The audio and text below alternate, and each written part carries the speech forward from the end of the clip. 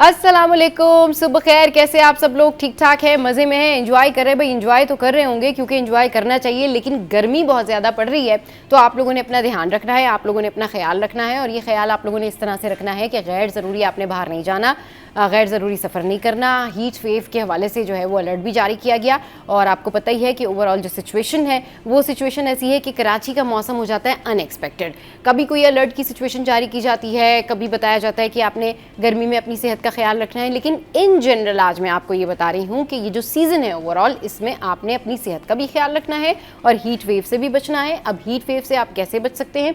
एक तो आपने गैर ज़रूरी बाहर नहीं जाना, फिर अगर आप जा रहे हैं बाहर तो अपने साथ बैग में अगर आप रख सकते हैं तो प्याज ज़रूर रख के ले जाइए, उससे आपको बहुत ज़्यादा फ़ायदा होता है, घरेलू टोटका भी है और ये आपके लिए अच्छा भी रहेगा। फिर आप अम्ब्रेला का इस्तेमाल करें, आजकल बड़े ज़बरदस्त डिस्पोजेबल अम्ब्रेला मिलती हैं, उसको अगर आप यूज़ करेंगे तो डेफिनेटली आप अगर कहीं खड़े हैं, कहीं आपको सायेदार जगह नहीं मिल रही है तो आप जो है वो इसका इस्तेमाल कर सकते हैं, जिससे आपकी काफ़ी ज़्यादा कहना चाहिए कि आपको साया मिल सकता है और धूप से आप बच सकते हैं। इसके अलावा आपने सन ब्लॉक यूज़ करना है, आपने सन ब्लॉक लगाना है, साथ में पानी की बॉटल या नींबू पानी जो है वो ज़रूर रख के लेके जाएं। और बाहर के जो जूसेस होते हैं या ठेलों के जो शरबत होते हैं गर्मियों में, उससे बहुत ज़्यादा आपने अवॉइड करना है। ये तो हो गई जी हीट वेव की बात। अब कुछ कर लेते हैं हम कि जी हेयर मास्क। मैंने आपको कहा था कि मैं आपको हेयर मास्क भी बनाना सिखाऊंगी और मैं आपको बताऊंगी कि कैसे आप अपने बालों को जो है वो बेहतर कर सकते हैं, कैसे आप अपने बालों को मजबूत घने कर सकते हैं। तो आपने क्या करना है कि आपने एक जो है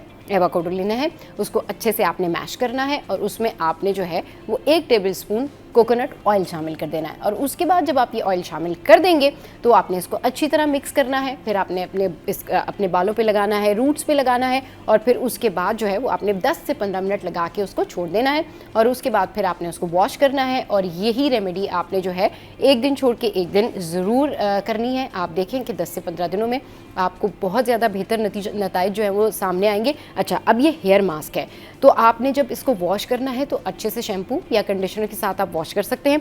अगर आपको फील होता है कि नहीं ये रेमेडी जो है वर्केबल नहीं है या मेरे बाल जो है इससे मुझे फ़ायदा नहीं हो रहा है, तो आपने उसको कुछ दिन देने हैं और आपने फिर उसको ये कंटिन्यू कम से कम एक दिन छोड़ के एक दिन आपने करना है। तो ये आपके 20 दिन जो है वो ओवरऑल हो जाएंगे। आप देखेंगे कि आपके बालों में अच्छे चेंजेस आएंगे, आप देखेंगे कि आपके बालों में चमक आना शुरू हो जाएगी और रूट्स जो है वो आपकी मजबूत हो जाएंगी। ये हो गई जी स्किन केयर के हवाले से बात। अब हम बात कर लेते हैं स्टूडेंट्स के हवाले से, जिनको जाना है मुल्क से बाहर, करनी है स्टडी, और उनके जो स्टडी प्लान्स जो होते हैं वो किस तरीके से वो बना सकते हैं। हम हमेशा स्टूडेंट्स के हवाले से ये बात करते हैं कि उनको कम पैसों में अच्छी गाइडेंस के साथ किसी ऐसे बंदे से ज़रूर रहनुमाई हासिल करनी चाहिए जो उनको ये बता सके कि वो अपने स्टडी प्लान के लिए कैसे किसको कांटेक्ट करें और किससे मिलें और क्या कुछ हो सकता है। तो इट्स अबाउट टर्की, कि टर्की आप कैसे जा सकते हैं, टर्की का जो स्टूडेंट वीज़ा है वो आप कैसे हासिल कर सकते हैं। इस पर बात करने के लिए हमारे साथ जो है इस वक्त अरसलान अली साहब मौजूद हैं, जो कि टर्की वीज़ा और दीगर टूरिज्म की भी स्पेशलिस्ट है। उनको शो में वेलकम करते हैं। अस्सलाम वालेकुम। वालेकुम अस्सलाम। मिस सबा कैसी हैं आप? ठीक है, मैं बिल्कुल ठीक ठाक। आप बताइए अरसलान भाई, क्या हो रहा है आजकल? आजकल तो बस आपको पता है मसरूफियात बहुत हैं काम के सिलसिले में और गर्मी ने जो है बुरा हाल किया हुआ है। कराची का जो मौसम चल रहा है उस वजह से जी, फिर भी चीज़ें साथ साथ मैनेज हो रही हैं। साथ मैनेज हो रही है। अरसलान भाई, स्टूडेंट्स के लिए ये बताएं कि वो टर्की अगर जाना चाहते हैं तो उसका क्या प्रोसेस है, कैसे अप्लाई करें और कितने पैसे खर्च हों? देखें, सबसे पहले तो हम बात कर लेते हैं कि हर स्टूडेंट का जो बजट होता है ना, वो कहता है कि यार मैं कम से कम पैसों में ना, क्योंकि आपको पता है जैसे हालात हैं मुल्क के हमारे, तो वो कहता है मैं कम से कम बजट में मूव हो जाऊँ। तो मैंने उस हवाले से ही आपसे डिस्कशन करनी थी कि Turkey is the best option. ठीक है, एक तो कंट्री बहुत अच्छी है, ठीक है, दूसरा उनकी एजुकेशन बहुत अच्छी है और सबसे इम्पॉर्टेंट कि उनके जो स्टडी प्लान है वो बहुत ही मुनासिब बानिस्बत जो हमारी यूरोपियंस कंट्रीज़ है जिनके बजट ऑलमोस्ट 30-35 लाख रुपए हैं। आप टर्की मूव हो सकते हैं सिर्फ और सिर्फ 7 से 8 लाख रुपए के अंदर, जिसके अंदर आपका फुल पैकेज होता है। आपकी टिकट्स इंक्लूडेड होती हैं, आपकी फीसेस इंक्लूडेड होती हैं, आपके 1 सेमेस्टर की फ़ीस इंक्लूडेड होती है, आपके हॉस्टल्स वगैरह A to Z। तो मेरे हिसाब से अगर किसी स्टूडेंट ने फर्स्ट स्टेप रखना है, यानी कि स्टडी के हवाले से अब्रॉड मूव होना है, तो वो ये मूव, जिसका बजट सबसे कम है, तो वो मूव हो जाए टर्की की तरफ। सही, तो ये बहुत अच्छा ऑप्शन है। अच्छा, अब क्या करें, अप्लाई कैसे करें और अप्लाई करने क्या के लिए प्रोसेस है? देखें, 2 किस्म की यूनिवर्सिटीज़ हैं, एक है गवर्नमेंट और एक है प्राइवेट। प्राइवेट सेक्टर की तो आपको पता है, हम पाकिस्तान की बात की तो प्राइवेट की फीसें ज़्यादा होती हैं और गवर्नमेंट की कम होती हैं। तो अगर जो बच्चे का बजट बिल्कुल ही मिनिमम है ना, वो करे गवर्नमेंट यूनिवर्सिटी में, ठीक है। और अगर जिस बच्चे का बजट थोड़ा अच्छा है और जो कहता है कि यार मुझे अपनी ही फील्ड के अंदर जो है ना सब्जेक्ट में एडमिशन लेना है, तो वो डायरेक्ट प्राइवेट यूनिवर्सिटी में करे। प्राइवेट यूनिवर्सिटी थोड़ा जल्दी रिस्पांस कर देती है स्टूडेंट को, एडमिशन जल्दी मिल जाता है और फैसिलिटीज़ अच्छी होती हैं। और जो गवर्नमेंट यूनिवर्सिटी उनमें थोड़े से आपको पता है कंपटीशन ज़्यादा होता है, बहुत सारे बच्चे अप्लाई करते हैं, तो उसके थोड़े से चांसेस ज़्यादा होते हैं, लेकिन हो जाता है 100% टर्की का वीज़ा। बानिस्बत यूरोप के आपको पता है बहुत सारी रिस्ट्रिक्शंस हैं कि भाई ये डॉक्यूमेंट्स स्टेटमेंट इतनी सारी चाहिए, और आपको पता है टर्की के लिए स्टेटमेंट भी 10 से 12 लाख रुपए की चाहिए स्टडी वीज़े के लिए। लेकिन यूरोप में अगर हम मूव होते हैं तो उसमें तकरीबन 35 से 40 लाख की स्टेटमेंट चाहिए, मार्क्स अच्छे चाहिए, और सबसे इम्पोर्टेंट आइट्स चाहिए, जो कि हर बच्चा क्लियर नहीं कर पाता। तो टर्की इसलिए बेस्ट ऑप्शन है कि उसकी रिक्वायरमेंट्स बहुत कम है, लेकिन स्टडी के हवाले से वो same to same by Europe है। सही, बिल्कुल। अच्छा चलिए, ये तो आपने बता दिया। अब ये बताएं कि मैट्रिक में एक स्टूडेंट है, राइट? अब उसने डिसाइड कर लिया, उसने सुना अरसलान भाई को कि अरसलान भाई कह रहे भाई टर्की का अच्छा ऑप्शन है, आप जा सकते हैं, पैसे भी कम है। कैसे वो अप्लाई करे, कहाँ से स्टार्ट करे, यूनिवर्सिटी ढूंढना स्टार्ट करे, क्या चीज़ें फिर वो जो है ना वो अपने दिमाग में रखे कि भाई मुझे टर्की जाना है, तो आई हैव अ प्लान कि मैं ये सारी चीज़ें कर सकता हूँ। उसको अपनी क्या प्रिपरेशन कर लेनी चाहिए? फिर हम इंटर के स्टूडेंट के बारे में बात करेंगे, फिर दीगर कंट्रीज। मैट्रिक के स्टूडेंट के लिए ये थोड़ा सा मैं अफसोस था कि मैट्रिक के स्टूडेंट को एडमिशन नहीं मिलता। मैट्रिक के स्टूडेंट के लिए फिर 2 और कंट्रीज हैं, एक है Russia language course, Azerbaijan language course, ठीक है। इन यूनिवर्सिटी मतलब कि जो अच्छी, मैं आपको वो बता रहा हूँ कि जो मैट्रिक बेस पे आपका फ्यूचर बना सकती है, कि एक बच्चा बोले मैं पढ़ भी लूँ और मेरा आगे से फ्यूचर पे सेट जॉब भी कर लूं मैं वहाँ पर। तो जो मैट्रिक के स्टूडेंट हैं उनके लिए अजरबैजान लैंग्वेज कोर्स, अजरबैजान और Russia language course, Russia language course. हाँ, ये दोनों अच्छे ऑप्शन है, लेकिन रशिया का थोड़ा बजट ज्यादा है, क्योंकि आपको पता है वो यूरोप में अफोर्ड कर सकते हैं, उनके वाले से भी आप बता दें। पहले ये आप मैट्रिक का रशिया और इन दोनों यूनिवर्सिटी, इन दोनों यहाँ पर जो मौजूद दोनों यूनिवर्सिटीज हैं उनका बता दें, फिर हम आगे चलते हैं। यूनिवर्सिटी लैंग्वेज कोर्स किसी भी आप उसमें इंग्लिश में ले सकते हैं, अजरी में ले सकते हैं, टर्की लैंग्वेज में ले सकते हैं, और रशियन। अजरबैजान 4 लैंग्वेज कोर्स करवाता है मैट्रिक वाले स्टूडेंट को। अच्छा, हाँ, 4 कोर्स करवाता है। आप किसी भी कोर्स में एडमिशन लेके अजरबैजान मूव हो जाए, 8 से 10 महीने की स्टडी करें, अपना लैंग्वेज कोर्स कंप्लीट करें, फिर वहाँ से आप आगे जो है ना अपनी पढ़ाई कंटिन्यू कर सकते हैं। आपका बजट बन जाए, आपको अजरबैजान की समझ आ जाए, आप फिर वहाँ से मतलब कि अपना कंटिन्यू पढ़ाई को कर सकते हैं। जैसे ही आपने जो है ना अपनी इंटर वहाँ क्लियर की, फिर आप आगे से आगे मजीद, यानी कि सबसे इम्पोर्टेंट चीज़ है कि हम फर्स्ट ऑफ ऑल मूव हो जाए किसी अब्रॉड कंट्री जो हमारा अच्छा फ्यूचर बना सके, जो हमारा अच्छा फ्यूचर बना सके। दैट यू नो ये असल पॉइंट ये है कि आपका फ्यूचर अच्छा हो। बिल्कुल। अच्छा, रशियन लैंग्वेज का वो तकरीबन 1 साल का कोर्स होता है, उसके बाद वही असल मेन चीज़ ये है कि पढ़ाई तो आपने करनी ही करनी है। हाँ। इंटर चाहे हाँ, ये तो जरा सुन ले स्टूडेंट्स ना कि पढ़ाई आपने लाजमी करनी है, अब जो बंदा माइंड बना के यहाँ से जाए कि भाई मैं मतलब कि वहाँ जाके मैं स्लिप हो जाऊं या वहाँ जाके मैं जॉब करूं, पढ़ूं नहीं, तो ये पॉसिबल नहीं है। तो ये अक्सर हमारे पाकिस्तानी कुछ हैं, जो कुछ हैं, ऐसा नहीं कि सारे हैं, उनकी वजह से हमारे जो रियल स्टूडेंट है ना, जो पढ़ने वाले बच्चे, उनके वीज़ों में बड़ा इशू आता है, और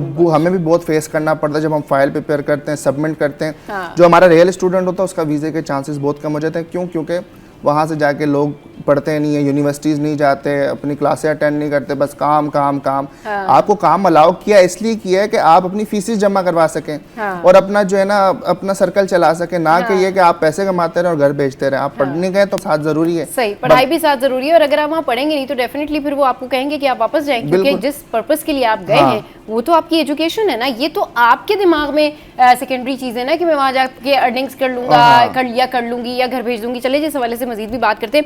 अभी रशियन लैंग्वेज कैसे सीखें, कहाँ से सीखें, इस बारे में करेंगे बात छोटी सी ब्रेक के बाद।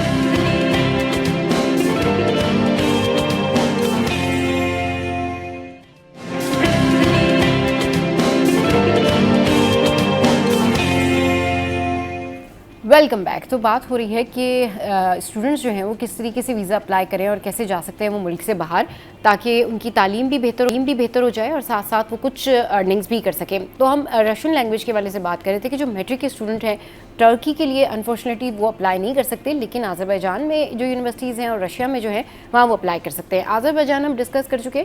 रशियन लैंग्वेज के वाले से आप बताइए कि मैट्रिक के स्टूडेंट क्या करें, फिर हम इंटर के स्टूडेंट्स के लिए टर्की के बारे में बात करें। अच्छा, मैट्रिक के जो स्टूडेंट है वो लाजमी सी बात है रशिया का लैंग्वेज कोर्स करेंगे। 1 साल का मतलब 2 सेमेस्टर होते हैं। वो अपना सेमेस्टर रशियन लैंग्वेज में कंप्लीट करेंगे। उसके बाद वो रशियन यूनिवर्सिटीज़ गवर्नमेंट जो है वहाँ पर एडमिशन ले सकते हैं। अगर हम पाकिस्तान से जो टोटल प्रोसेस करें वही सेम प्रोसेस है जो स्टूडेंट का होता है। पहले डॉक्यूमेंट्स जाते हैं, सबमिट होते हैं, यूनिवर्सिटीज़ ऑफ़र लेटर्स भेजती हैं, स्टूडेंट फीसिस जमा करवाता है, एम्बेसी जाता है, अपना वीज़ा लगाता है और मूव हो जाता है। हाँ। अब बानिस्बत अज़रबैजान के, लेकिन रशिया का थोड़ा बजट ज़्यादा है। हाँ। वीज़े की कॉस्ट ज़्यादा है, ऑलमोस्ट 15-16 लाख रुपए। हाँ। रशियन लैंग्वेज कोर्स पे। हाँ। लेकिन वहाँ पर जो है ना, जो जॉब्स अलाउ आवर्स है ना, वो तकरीबन 8 से 9 घंटे, और मतलब स्टूडेंट का थोड़ा सा वहाँ ज़्यादा अच्छा है बानिस्बत अज़रबैजान के। अगर आपने लैंग्वेज कोर्स के लिए ही जाना है और मैट्रिक वाले स्टूडेंट हैं, तो मैं कहूँगा कि अज़रबैजान से अच्छा ऑप्शन हम ये चूज़ कर लेंगे रशिया को, क्योंकि रशिया में ज़्यादा ऑप्शंस हैं, जॉब ज़्यादा हैं और बाकी हर चीज़ ज़्यादा है। हाँ। पढ़ाई के साथ आपकी अर्निंग भी अच्छी हो सकती है। हाँ। तो ये बेहतर है। अच्छा, इंटर के स्टूडेंट्स के लिए अब वो कैसे टर्की के लिए अप्लाई करें?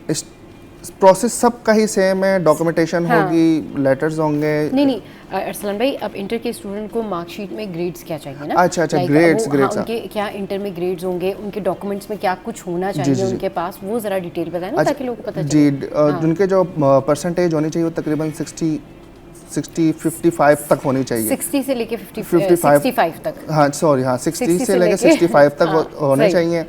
उसके अलावा उनके जो है ना किसी भी सब्जेक्ट में उनकी जो है ना इंटर हो। अच्छा। उसके अलावा जो बैंक स्टेटमेंट है वो 10 से 15 लाख रुपए की हो, ठीक है। सही। और जो एक सेमेस्टर की फ़ीस होती है वो तकरीबन $2000 होती है।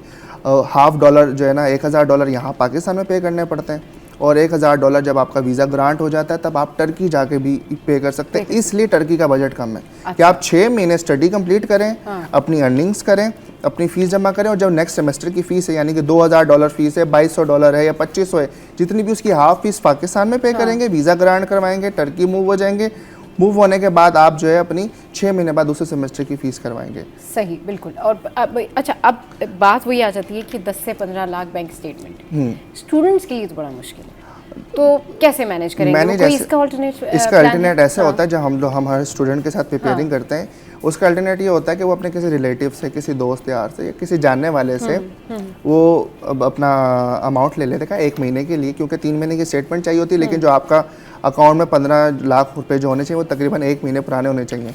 तो फिर उसके साथ एक एफिडेविट लगता है कि भाई मेरे फादर की जो है प्रॉपर्टीज़ थी XYZ, हमारी ये जो एसेट है जो मेरे अकाउंट में एक महीने से पहले पड़े हुए, ये एसेट मेरे फादर ने ऐसे जमा करवाए मेरे अकाउंट में। अच्छा। या मेरे वालिद के अकाउंट में जो एसेट्स पड़े हुए। अच्छा, वो भी आपको बताना होता है कि कैसे वो सब हम ना क्लाइंट को पूरी प्रिपेयर करके देखते हैं, यानी कि स्टूडेंट हमारे पास आएगा जब, तो हम स्टूडेंट को हर चीज़ बता सकते हैं। मेरा सवाल वो ये ना, नहीं है भाई एसेट और नहीं है पैसे, तो अभी वो कैसे अरेंज करे? कोई अल्टरनेटिव प्लान तो होगा ना कि वो क्या कैसे अरेंज कर सकते हैं? आपने कहा किसी रिलेटिव से लेके। हाँ। तो उसके लिए क्या प्रोसेस होगा वो बताएं। कि वही तो मैंने आपको अभी डिस्कस किया कि वो 1 महीने के लिए लेके, मतलब अब इतना तो हर कोई फैमिली फ्रेंड या रिलेटिव भरोसा करता है कि भाई 1 महीने के लिए मुझे सर या भाई या दोस्त या जो भी है, मुझे 1 महीने के लिए सिर्फ आप 15 लाख रुपए दे दें, मैं अपने अकाउंट में रख लूँ, अपनी बैंक स्टेटमेंट जो है मेंटेन कर लूँ। हाँ। उसके बाद जैसे ही मेरा वीज़ा ग्रांट हो जाए तो वो उसको रिफंड कर दे।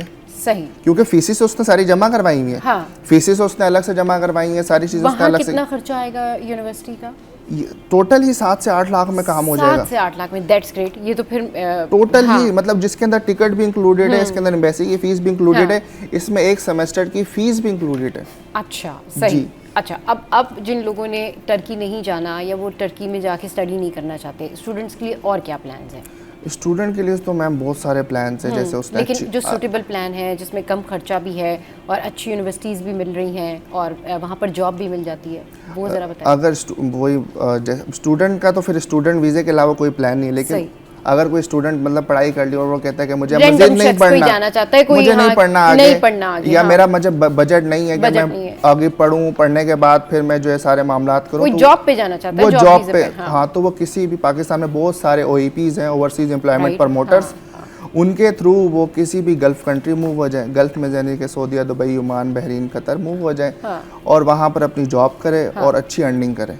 अच्छी अर्निंग, बिल्कुल। अगर कोई मतलब पढ़ा लिखा, और जैसे कुछ होता है ना जो बेचारों ने पढ़ाई भी नहीं की हुई होती, जो मिडल होते हैं या लेकिन उनके पास हुनर होता है। उनकी एज लिमिट्स क्या है? वर्क वीज़े की एज लिमिट जो होती है वो तकरीबन 21 से स्टार्ट होती है, लास्ट 40 तक होती है। अच्छा। हाँ, वर्क वीज़े की, लेकिन उनके पास कोई हुनर होना चाहिए, कोई ना कोई। सही, कोई ना कोई स्किल्स होनी चाहिए, स्किल्स होनी चाहिए, चीज़ में उनको काम आना चाहिए। और जो भाई कहते हैं कि हमें कोई काम भी नहीं आता, फिर वो बेसिक जॉब्स होती हैं जैसे cleaners, waiters, indoor workers, warehouse worker, और सबसे ज़्यादा हमारे पाकिस्तानी जो है वो गल्फ कंट्री में एज अ बाइक राइडर और कार डिलीवरी और टैक्सी ड्राइवर्स हैं। अच्छा। तो उस पर भी मूव हो सकते हैं कि वो अपना ड्राइविंग लाइसेंस ले ले, लाइसेंस लेने के बाद अपना सारा प्रोसेस वहाँ मतलब कर सकते हैं। ठीक है। अच्छा, दुबई में लोगों के आजकल बहुत रुझान है। एक तो प्रॉपर्टी की वजह से भी लोग बहुत ज़्यादा जा रहे होते हैं, उस बिज़नेस में भी जा रहे होते हैं। वो तो चले एक बहुत ज़्यादा हाई फाइनेंशियली जो लोग मतलब जिनका पास बहुत फाइनेंस है वो उस तरफ सोच सकते हैं, लेकिन आम इंसान जो जॉब के लिए जाना चाहता है, स्टूडेंट से ही मैं शुरू करूँगी। स्टूडेंट्स अगर जाना चाहते हैं दुबई में, वहाँ पर पढ़ना चाहते हैं, क्योंकि वहाँ पर आई हर्ड अबाउट दैट कि अमेरिकन यूनिवर्सिटीज़ भी हैं या दूसरी कंट्रीज़ की यूनिवर्सिटीज़ जो हैं वो हैं। तो अगर कोई अमेरिका नहीं जाना चाहता, जा सकता, बजट नहीं है मतलब क्योंकि अमेरिका की तो आपको या दूसरी यूनिवर्सिटीज़ नहीं वो अचीव कर सकते, तो वहाँ पर दुबई में बाकी कंट्रीज़ की कौन कौन सी यूनिवर्सिटीज़ मौजूद हैं और यहाँ से जाने वाले जो स्टूडेंट्स हैं वो वहाँ कैसे अप्लाई कर सकते हैं, कहाँ अप्लाई कर सकते हैं, कितना बजट लगता है उसमें? इसको तो मैं डील कर नहीं रहा। अच्छा, इसको आप इसमें डील नहीं करते? गल्फ कंट्री की जो यूनिवर्सिटीज हैं उसको नो इश्यूज। हाँ, वो तो फिर देखें स्टूडेंट ना अपने बिहाफ पे भी सर्च कर सकते हैं कि भाई मतलब कि मुझे दुबई में कौन सी यूनिवर्सिटी में अप्लाई करना है या इधर कौन सी यूनिवर्सिटी में अप्लाई करना है। गल्फ में कतर में, जैसे कतर अक्सर में आप स्कॉलरशिप देता है, फंडेड स्कॉलरशिप देता है, तो वो स्कॉलरशिप्स जो रियल स्टूडेंट उसको वो खुद ही वो किसी कंसल्टेंसी के पास पैकेज नहीं होता। अच्छा, वो खुद स्टूडेंट जो है वो अपनी सब्जेक्ट में अप्लाई करे। अगर वो आपको स्कॉलरशिप, क्योंकि गल्फ में ना ज़्यादातर जो यूनिवर्सिटीज़ हैं वो स्कॉलरशिप्स देती हैं। अच्छा। जैसे हमारी चाइना स्कॉलरशिप देती है, फुल फंडेड स्कॉलरशिप देती है, कोई पैसे नहीं लगते, और वहाँ जाके आपको पढ़ाई करोगे तो पढ़ाई करने के बाद आपको साथ साथ आपके एक्सपेंसेस के पैसे भी मिलते हैं, यानी कि जॉब भी करो और साथ अपने एक्सपेंसेस भी करो। फुल फंडेड आपको जो है ना यूनिवर्सिटीज़ जो है ना चाइना में मिलती हैं, लेकिन वही बात है कि कॉम्पिटिशन ज़्यादा है। हाँ, कंपटीशन बहुत है ना, बहुत ज़्यादा। हर बच्चा कहता है कि मैं अपने फ्यूचर के लिए बस मूव हो जाऊं। या मैंने जो पाकिस्तान में अपनी जो ग्रेजुएशन मास्टर करना है तो वो किसी अच्छी यूनिवर्सिटी मतलब आउट ऑफ अब्रॉड जाके कर लूं, ताकि मेरी जो डिग्री की वैल्यू वो अपग्रेड हो जाए, प्लस मुझे वहीं पर जॉब्स मिल जाए। सही। और आप डील करते हैं वर्किंग वीज़ा पे, यानी जॉब से रिलेटेड जो वीज़ा है, वर्क वीज़ा कंसल्टेंसी, वो वर्क वीज़ा कंसल्टेंसी करते हैं आप। ज़्यादातर आजकल लोग जब आपके पास आते हैं कि भाई हमें, क्योंकि देखिए ना हमारे जो लोग हैं उनका कॉन्सेप्ट ही नहीं होता कि वो कौन सी कंट्री में जाएं। उनका जो मकसद होता है वो ये होता है मुल्क से बाहर चले जाएँ, हमारे 4 पैसे बन जाएंगे, हम कोई जॉब कर लें, हम ज़्यादा पैसे घर भेज दें। ज़्यादातर लोग ये सोच रहे होते हैं, और जो स्टूडेंट्स होते हैं उनका मोटिव तो फिर क्लियर होता है कि जी हम कुछ अर्निंग्स भी कर लेंगे, घर में भी सपोर्ट हो जाएगी और अपने भी जो है ना कुछ फ़ायदा हो जाएगा कि हम इंटरनेशनली कहीं स्टडी कर रहे होंगे। तो जो रैंडम लोग आपके पास आते हैं और पूछते हैं कि जी हमें वर्क वीज़ा चाहिए, उनको आप क्या सजेस्ट करते हैं और क्या कहते हैं आपको? हमें भी तो पता चले ना, व्यूअर्स को पता चले कि भाई लोग आम तौर पर क्या आपको कहते हैं कि ठीक है हमें नौकरी चाहिए, तो आप कहाँ उनको भेजते हैं? गल्फ कंट्रीज़ में या टर्की या जो भी आप अब जैसे कोई रैंडम क्लाइंट आता है जिसके पास सबसे पहले उसके पास स्टडी नहीं, हम सबसे पहले ये पूछते हैं कि भाई आप स्टडी की भी है। अगर स्टडी है तो हम उसको फिर स्टडी के प्लान बताते हैं, लेकिन फिर वो कहता है कि मुझे मतलब कमाने के लिए जाना है, क्योंकि हर बंदे की फाइनेंशियली स्टेबल नहीं होता। वो कहता है मुझे लोगों के पास, अब पाकिस्तान में आपको पता है क्या मामला चल रहा है, तो वो कहता है कि भाई मुझे जॉब के हवाले से चाहिए। फिर हम उससे पूछते हैं कि भाई आपके पास स्किल है कोई? फिर वो बताता है कि मेरे पास स्किल ये वाली स्किल है, तो फिर हम उस स्किल के हवाले से उसको रेफर करते हैं, भाई आपके इस कंट्री में हो सकता है, आपका इस कंट्री में हो सकता है, ये सैलरी पैकेज हो सकता है और आप इतना जो है अर्न कर सकते हो, आपको ये फैसिलिटीज़ उस कंट्री के हवाले से मिलेगी और आप इस कंट्री में इतने पैसे कमा के, इतने पैसे बचा के अपने घर भेज सकते हैं, आपका मतलब अच्छा फ्यूचर बन सकता है, आपकी फैमिली मतलब एक बंदा ही कमाए और पूरे घर वालों का निज़ाम बन जाए, पूरे घर वालों का फ़ायदा हो जाता है उसमें। सही। और कोई स्टूडेंट मतलब कोई भी रैंडम क्लाइंट आता है और वो कहता है कि मेरे पास ना तो कोई स्किल है ना तो कुछ है, फिर हम उसको सजेस्ट करते हैं कि आप बेसिक क्लीनर की जॉब पे चले जाएं या बाइक राइडर पे चले जाएं। लाइसेंस तो हर किसी के पास है पाकिस्तान में, बाइक चलाना, कार चलाना हर कोई जानता है। फिर हम उनको इस तरफ से लेके आते हैं कि आप बाइक राइडर पे मूव हो जाएं या आप कार राइडर डिलीवरी में मूव हो जाएं या आप किसी भी जो है कंपनी में एज अ ड्राइवर में मूव हो जाएं, अगर आपके पास कोई स्किल नहीं है। सही। या आप क्लीनर पे मूव हो जाए। सही, शुक्रिया अरसलान भाई हमारे शो पर आए और आपने अपना कीमती वक्त हमारे शो के लिए निकाला और हमने बहुत सारी बातें की। आई होप कि जितने भी स्टूडेंट्स हैं उनको ये समझ आ गई होगी कि भाई अगर वो मैट्रिक में है तो उन्होंने किस तरीके से अप्लाई करना है, और अगर वो टर्की के एजुकेशन प्रोग्राम्स की तरफ जाना चाहते हैं तो वो क्या प्रोसेस है, किस तरह से आपने अप्लाई करना है। आपके पास पैसे नहीं भी हैं तो आप किसी रिलेटिव से जो है वो बैंक स्टेटमेंट मतलब अपने बैंक में पैसे लेके बैंक स्टेटमेंट बना के शो कर सकते हैं। उसके लिए प्रोसेस यही है कि भाई आपको ये जो ट्रैवल एजेंट्स होते हैं या टूरिज्म और ट्रैवल से रिलेटेड लोग होते हैं, कंसल्टेंट होते हैं, यही आपको ज़्यादा बेहतर गाइड कर सकते हैं। चलिए जी, शो में यहाँ वक्त ब्रेक का, ब्रेक के बाद वापस आएंगे, फिर करेंगे ढेर सारी बातें।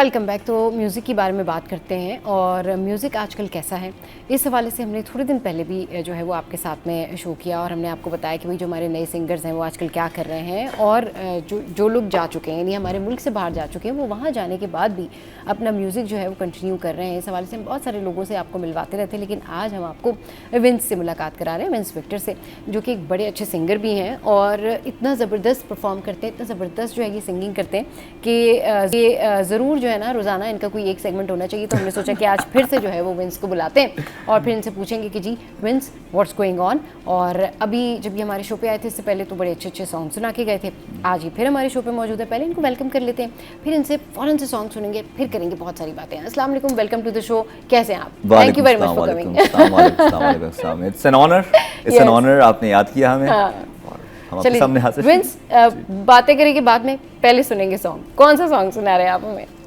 तो भाई बड़ा ज़बरदस्त सॉन्ग विंस ने जो है हमें सुनाया है और थोड़ा सा सैड सॉन्ग था, लेकिन कोई बात नहीं, बड़ी ज़बरदस्त इसकी मेलोडी थी। अच्छा विंस, आजकल अभी जैसे मैंने आपसे पहले वाले शो पूछ रही थी कि आजकल जो सिंगिंग हो रही है उसमें रीमेक बहुत ज़्यादा है, तो आपको पसंद आ रहा है ये रीमेक? आपको लगता है कि नहीं ठीक रीमेक कर रहे हैं? क्योंकि कभी कभी ऐसा होता है कि जब कुछ लोग रीमेक कर रहे होते हैं ना, तो वो जो पहला वाला सॉन्ग होता है ना, लोग कहते हैं नहीं ये इन्होंने ना वो पहले वाला सॉन्ग ही ठीक था, ये तो और ज़्यादा बुरे तरीके से इसको परफॉर्म कर दिया। सो डू यू अग्री कि रीमेक्स होने चाहिए? देखें, पहली बात तो ये कि ओरिजिनली इतना इनरिच होता है नॉर्मली कि उसकी ज़रूरत नहीं पड़ती। ठीक है, अगर कलर ब्लू है तो वो ब्लू ही रहता है और उसकी ब्लू ही उसकी स्पेशलिटी है या उसकी क्वालिटी उसकी है। रीमेक्स मैं बोलता हूँ कि हाँ ट्रेंडिंग सॉन्ग्स के लिए अच्छा होता है, बशर्ते कि वो, लेकिन कुछ सॉन्ग तो ऐसे हैं ना विंस कि हम जब सुनते हैं उन सॉन्ग्स को तो यूजुअली उसमें ये होता है कि जब हम वो सॉन्ग सुन रहे होते हैं तो हमें लगता है कि ये सॉन्ग शायद नया है, पता चलता है वो तो रीमेक था। यानी कुछ सॉन्ग इतने अच्छा रीमेक हो जाते हैं कि वो यही नहीं पता होता कि ये पुराना सॉन्ग है जो हम अभी सुन रहे हैं या गा रहे हैं या सोशल मीडिया पे शेयर कर रहे हैं। बिल्कुल बेशक। जैसे बहुत सारे जैसे सॉन्ग्स हैं कुछ ब्रांड्स के लिए भी इस्तेमाल हुए हैं, लोगों को पता ही नहीं था कि ये पुराना गाया हुआ है। तो लोगों के लिए जनरेशन हमारे खासतौर पे अल्फा के लिए, एक्स के लिए और जी के लिए स्पेसिफिकली और बिल्कुल मिलेनियल्स के लिए भी चीजें कुछ बहुत न्यू लगती हैं। तो मेरे ख्याल से रीमेक करो और अच्छी बात है, करना चाहिए, लेकिन उसकी स्पिरिट और उसकी सोल ना खत्म हो उसमें, क्योंकि जाहिर है कि जिसने बनाया है, जिसने गाया है, उसने बहुत मेहनत से बनाया है, बहुत कुछ सोच समझ के बनाया है, डिज़ाइन किया है, तो उसमें बिगाड़ ना आए, उसमें खूबसूरती आए। क्योंकि इंडिविजुअली तौर पे, इनफरादी तौर पे हमें ये देखना है कि हम हर दिन हर तरीके से किस तरीके से इस सोसाइटी को बेहतर कर सकते हैं, सोसाइटी को बेहतर कर सकते हैं। और उसमें फिर यही बात है ना। अच्छा वैसे सारी बात ये होती है कि अभी आपको पता ही है कि बस थोड़े दिन पहले जो है वो इंटरनेशनल डांस डे जो है वो भी गया है और ऑब्वियसली उस दिन भी बड़ा ही लोगों ने सेलिब्रेट किया। इनफैक्ट आर्ट्स काउंसिल में जो है बड़ी ज़बरदस्त तकरीब भी रखी गई एंड ऑल दैट। तो अब क्योंकि जस्ट बिल्कुल हम ये क्लोज ही हम बात कर रहे हैं कि यस्टरडे जो है वो इंटरनेशनल डांस डे था, तो यानी कि day before yesterday and something like that. तो इससे अगर हम रिलेट करें तो ये डांस हो या ये सिंगिंग हो, ये लोगों को आपस में कनेक्ट करने में कितना जो है ना वो इम्पैक्ट डालते हैं। क्योंकि देखें जब डिफरेंट कल्चर के लोग एक साथ मौजूद होते हैं, वो किसी भी एक्टिविटी को परफॉर्म कर रहे होते हैं रिलेटेड टू आर्ट्स, तो कितना ज़बरदस्त जो है ना वो खूबसूरत इम्तिजाज बन जाता है। डिफरेंट कल्चर से लोग होते हैं और फिर वो एक दूसरे को कंबाइन करने में टुगेदरनेस जिसको कहते हैं वो नज़र आती है। तो ये कितना ज़बरदस्त होता है, बहुत ज़रूरी है। और ये बहुत ही इम्पॉर्टेंट है। वजह यह है कि अगर मैं बात करूँ म्यूज़िक की, सो म्यूज़िक तो एक यूनिवर्सल लैंग्वेज है जो कि हर इंसान बोलता है, हर बल्कि मखलूक बोलती है। बचपन में हमने पढ़ा था कि चिड़ियाँ जो है वो हमद गाती हैं, नेचर जो है वो खुद अपना एक राग छेड़ता है कि बारी ताला की हमद में। तो मेरे ख्याल से music and dance and performing arts वो वाहिद मीडियम है जिससे ना सिर्फ हम एक हम आहंगी पैदा कर सकते हैं, बहुत सारे लोग आपस में कनेक्टेड हो जाते हैं, कनेक्टेड होते हैं और प्लस हमें उनकी जुबान समझ आते हैं, हमें उनकी जुबान कल्चर समझ आता है। मतलब हमारा म्यूजिक अगर पड़ोसी मुल्क में या पूरी दुनिया में सुना जाता है तो वो उससे रिलेट करते हैं कि इनके पास इतना टैलेंट है, ये इनका कल्चर है, या फिर ये इस तरह से इतने टैलेंटेड लोग जो है यहाँ पे मौजूद हैं। फिर वो जब आते हैं एक परफॉर्मेंस उनकी तरफ से होती है, सब लोग मिलके बैठते हैं, तो बड़ा एक अच्छा जो है ना वो कंबाइन वेंचर हो जाता है। जैसे अगर मैं बात करूँ, अगर आपने बात की एक बात आपने पहले की कि रीमेक की, तो एक बहुत मशहूर सॉन्ग है हिना की खुशबू। अच्छा, ठीक है। तो वो मैंने कभी सुना था कि बचपन बहुत पहले मैंने सुना था, तो मैंने एक शख्स से सुनते हुए उन्होंने लगाया और मैंने कहा कि सुनते हैं चलें, तो हमने सुना उनको और मुझे वाकई में ना सिर्फ गाना बल्कि उनकी आवाज़ भी मुझे पसंद है। मैंने कमेंट भी किया कि आप गाया करें, अब आपकी आवाज़ अच्छी है और आपको समझ है म्यूज़िक की। सो dance and music and performing arts, any form of performing arts, चाहे वो एक्टिंग हो, डांसिंग हो, सिंगिंग हो, इंस्ट्रूमेंट हो, ये हमारी यूनिटी के लिए बेस्ट है। और इन क्राइसिस में जहाँ हम देखते हैं जहाँ पे हर जगह डिसहार्मनी है, अमानगी नहीं है, तो मेरे ख्याल से ये लैंग्वेज अगर बोली जाए तो मेरे ख्याल से हमारे म्यूजिक की ज़बान हर कोई समझता है और लोगों को जोड़ने के लिए बड़ा अहम किरदार जो है वो म्यूज़िक अदा करता है, क्योंकि डिफरेंट लोग डिफरेंट कल्चर से आते हैं। हमारे आर्ट्स कॉन्सर्ट पे इस हवाले से बहुत एक्टिविटीज़ होती रहती हैं। अभी इंटरनेशनल डांस डे पर भी एक्टिविटी हुई, इसके अलावा इससे पहले भी जो बहुत सारे कंट्रीज से जो आर्टिस्ट आए हुए थे वो भी यहाँ पर आए, तो वो बड़ा खुश होकर गए। हमारा म्यूज़िक उन्होंने सुना, वो उन्होंने हमारा कल्चर देखा, इन कराची घूमा, तो बड़े अच्छा उनका जो है व्यूज़ थे, बड़े अच्छे उनके जेस्चर्स थे। बल्कि मैं अपने व्यूअर्स को बताना चाहूँगा, हम अपने व्यूअर्स को मैं बताना इन्फॉर्म करना चाहूँगा कि आर्ट्स काउंसिल जो इस वक्त जो काम कर रहा है, जो फेस्टिवल्स वो मुनक़्क़द कर रहा है, इनकाद जिनका कर रहा है, मेरे ख्याल से ये वन ऑफ अ काइंड है एंड ये बहुत डाइवर्सिफाइड है। आई मीन इनका जो पर्सपेक्टिव है शाह साहब का बहुत ग्लोबल विजन है। It is not just a small vision for just a district, he thinks about the whole world and I think he is a visionary leader. I think everyone, चाहे आप कराची में, चाहे आप स्टूडेंट हैं, चाहे आप teacher हैं, चाहे आप डॉक्टर हैं, आपको अपनी लाइफ में आर्ट्स का एक एलिमेंट आपको रखना चाहिए, क्योंकि ये आपकी इंसानियत के ऊपर बहुत असरअंदाज होता है। बिल्कुल, ये होना चाहिए, क्योंकि आप म्यूज़िक से ना कनेक्ट करते हैं। किसी के बारे में आपको समझ आती है कि ओके फाइन, ये ज़बरदस्त एक पीसफुल म्यूज़िक है, उससे लोग दूसरे कल्चर की तरफ आते हैं, अट्रैक्ट होते हैं, तो ये सारी चीज़ें होती हैं। अब विन से बहुत सारी हो गई हैं बातें और मुझे सुनना है आपसे सॉन्ग। अब ये बताएं कि आप कौन सा सॉन्ग सुना रहे हैं आज। देखिए, मैं आपसे अपनी फरमाइशें नहीं कर रही हूँ, मैं चाहती हूँ कि विंस जो है वो अपनी पसंद के सॉन्ग हमें सुनाएं और हमें भी तो पता चले कि भाई विंस जो है जो परफॉर्म करते हैं। आजकल आपकी परफॉर्मेंस वैसे कहाँ है विंस? फिलहाल तो अभी जो चल रही है वो पाइपलाइन में चल रही है। कुछ चीज़ें बहुत जल्द तो आपको सुनाई देंगी। लास्ट आपका कॉन्सर्ट कब था? ये बहुत ही एक मेमोरी में अपना मुझे अच्छा, भेज दिया। चले मैंने आपको फ्लैशबैक में चले, कोई बात नहीं, वापस आ जाए जी, प्रेजेंट में वापस आए और आप हमें अच्छा सा सॉन्ग सुनाएं। वही देखिए विंस, सॉरी विंस कहते हैं, आप मेरा नाम विंस से क्यों लेती? मैंने कहा अब इसके पीछे भी एक जो है ना वो है हिस्ट्री, लेकिन वो यहाँ नहीं बता सकते। चलिए जी विंस, आप ये बताएं कि कैसा लगा आपको कि जब मैंने लिरिक्स गाने शुरू किए? सही गा रही थी मैं? अमेजिंग। इनफैक्ट क्योंकि मेरी आवाज़ इतनी अच्छी नहीं है और मैं सिंगिंग वगैरह नहीं आती है, लेकिन आपको देख के मुझे भी, जब कोई सिंगर आके बैठते थे तो मेरा दिल करता है भाई मैं भी इनके साथ गाऊं, क्योंकि गाने का गुनगुनाने का शौक जो है ना वो ऑलमोस्ट सबको ही होता है। बिल्कुल, तो बेशक ठीक था, मतलब very good। चले जी, ये तो बड़ी अच्छी बात है कि हाँ, बल्कि मुझे पता है सिंगर्स के साथ बैठ के गाना गाने में बड़ी खुशी होती है कि चले जी मैं भी कुछ गा के देखूं, मैं भी कुछ गा सकती हूँ। इनफैक्ट आई वुड से कि आप इसको पॉलिश अप और करें। अच्छा, जैसे मैंने आपको एक साल पहले कहा था कि मुझे सिंगिंग सीखनी है, मैंने आना है, और वो एक साल गुजर गया अभी तक कुछ नहीं हुआ उसके बारे में। सही, चले जी, इट्स ओके। अभी ये बताएं कि अभी आपके प्रोजेक्ट्स क्या हैं, कमिंग आपके प्रोजेक्ट्स क्या है, क्या करना चाहते हैं सिंगिंग में? जैसे मैंने आपको लास्ट शो में भी पूछा था कि विंस आपका क्या है प्लान, आगे आप क्या कुछ करना चाहते हैं, आपने क्या सोचा है? सिखा तो आप रहे हैं लोगों को, ठीक है, आप गिटार प्ले करना भी सिखा रहे हैं, सिंगिंग भी साथ साथ सिखा रहे हैं? सिंगिंग हाँ, सिलेक्टिव लोगों को सिखाते हैं। सिलेक्टिव लोगों को सिखाते हैं, सही। अच्छा, तो उसमें कितने लोग ऐसे होते हैं जो आपसे गिटार सीख कर जाते हैं कि कैसे प्ले करते हैं, सिंगिंग सीख के जाते हैं? आप ऐसे कितने लोगों को जानते हैं जिनको आपने सिखाया है and still they are doing great, जो अच्छा काम कर रहे हैं अभी? ये ज़रा बताएं। आपके मतलब स्टूडेंट्स के बारे में बताएं। देयर आर पीपल, और यहाँ पे मैं एक और बात बताना चाहता हूँ कि जब मैं सीख रहा था नापा में, तो सर आफाक अदनान से हमने तालीम अपनी ली, और ना सिर्फ ये बल्कि जब थोड़े से हम बेहतर हुए, बल्कि थोड़े से बेहतर क्या, मतलब सीख ही रहे थे, अभी भी हम उनके स्टूडेंट ही हैं, तो किसी ना किसी हद तक उन्होंने हमें फिर एक बैच दिया कि तुम पढ़ाओ इनको, तुम सिखाओ इनको। So from that time onwards teaching guitar हमारा एक जॉनरा बन गया, मेरा एक पैशन बन गया, मेरा एक अपने टीचर को देखते देखते। सो अभी माशाल्लाह से बहुत सारे स्टूडेंट्स हैं जिनको हम देखते हैं, हाँ. कुछ जो हैं जो याद रखते हैं, और मेजॉरिटी जो है कहीं ना कहीं इम्प्रिंट रहता है, हाँ. पिक पकड़ने का स्टाइल, गिटार पकड़ने का स्टाइल, और गाने के लिए डेफिनेटली। गिटार सीखना क्या मुश्किल काम है? अब देखिए, मुश्किल तो हर चीज़ है इस दुनिया में। हाँ वो तो है, लेकिन मतलब क्या वाकई इतना मुश्किल है? क्योंकि यूजुअली लोग कहते हैं नहीं भाई थोड़े दिन गए फिर no we can't do that. ये क्या प्रॉब्लम? पैशन।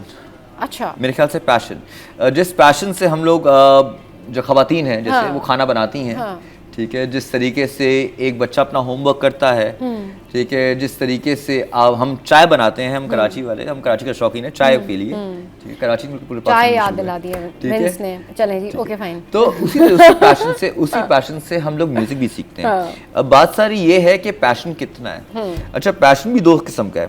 एक तो पैशन होता है बुलबुले की तरह, बबलू की तरह, आया हमने देखा किसी को, वाओ ग्रेट अमेजिंग, क्या प्लेयर है, हम भी ऐसे करेंगे, हम भी ऐसे गाएंगे, और वो फिर खत्म। लेकिन होता क्या है, कुछ वक्त के बाद उसमें डेप्थ नहीं होती है।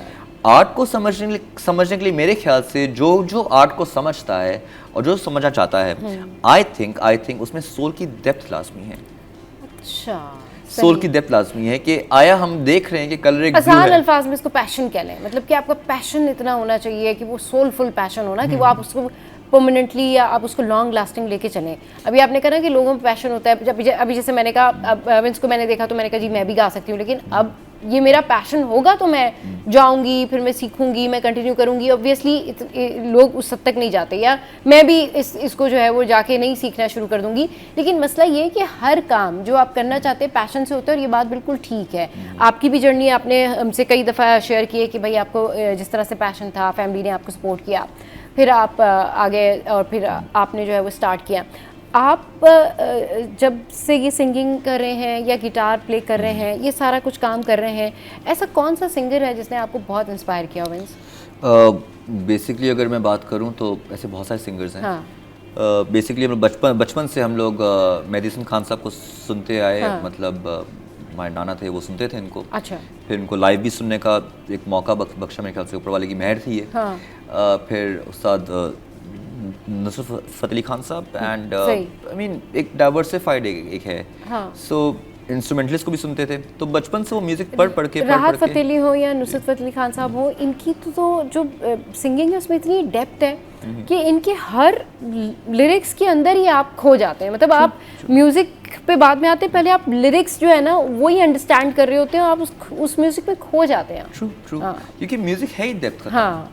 म्यूजिक है ही डेप्थ का काम। हाँ। अब जैसे हम करते हैं ABCDEFGH, हाँ। ये मेरे ख्याल से याद ना रहे, लेकिन हम कहेंगे ABCDEFG, वो टीचर वाले स्टाइल में सबको याद आ जाता है। वो सबको याद है कि वो मेलेडी है। और हमें पता नहीं होता बचपन में कि ट्विंकल ट्विंकल लिटिल स्टार, बाब ब्लैक शीप, ये तो सब एक ही चीज पे बनी है, ABCD पे। लेकिन बात सारी क्या है, म्यूजिक वो पीछे कनेक्टिंग हमारा एलिमेंट है। बिल्कुल ये बात होती है इसमें। चलें जी, सॉन्ग क्या सुना रहे हैं आप विंस? दस भाई, ये इसको कहते हैं कि ज़बरदस्त किस्म का वीकेंड, और इतने ज़बरदस्त सॉन्ग्स विंस ने गाए हैं, और मुझे बड़ा अच्छा लगता है जब भी हम इस तरह का टैलेंट, इस तरह के लोग अपने शो पे बुलाते हैं और आपको मिलवाते हैं इन लोगों से। तो आई होप कि आपने भी ये सेगमेंट जो है वो ज़रूर एंजॉय किया होगा। चले विंस, बहुत शुक्रिया आपका, आप हमारे शो पे आए, और हैव अ नाइस वीकेंड। अच्छा जी, चले जी, शो में यहाँ वक्त एक ब्रेक का, ब्रेक के बाद वापस आएंगे, फिर करेंगे ढेर सारी बातें।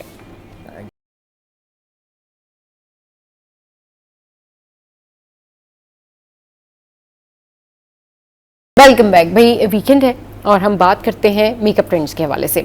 अच्छा, मेकअप ट्रेंड्स जो हैं उसमें हम आपको बहुत सारी ऐसी चीज़ें बताते रहते हैं जो आपके काम आती हैं, लेकिन आज हमने सोचा कि हम आपको मिलवाते हैं एक ज़बरदस्त सी मेकअप आर्टिस्ट से, जो आपके साथ और हमारे साथ शेयर करेंगी बहुत सारे ब्यूटी सीक्रेट्स भी, और वो आपको बताएंगी ब्यूटी हैक्स भी, और साथ साथ मेकअप के जो ट्रेंड्स हैं उनके बारे में बात करेंगे। तो हमारे साथ इस वक्त मौजूद है हिना खान, बड़ी ज़बरदस्त मेकअप आर्टिस्ट है, उनको शो में वेलकम करते हैं। अस्सलाम वालेकुम हिना, कैसी हैं? Good morning.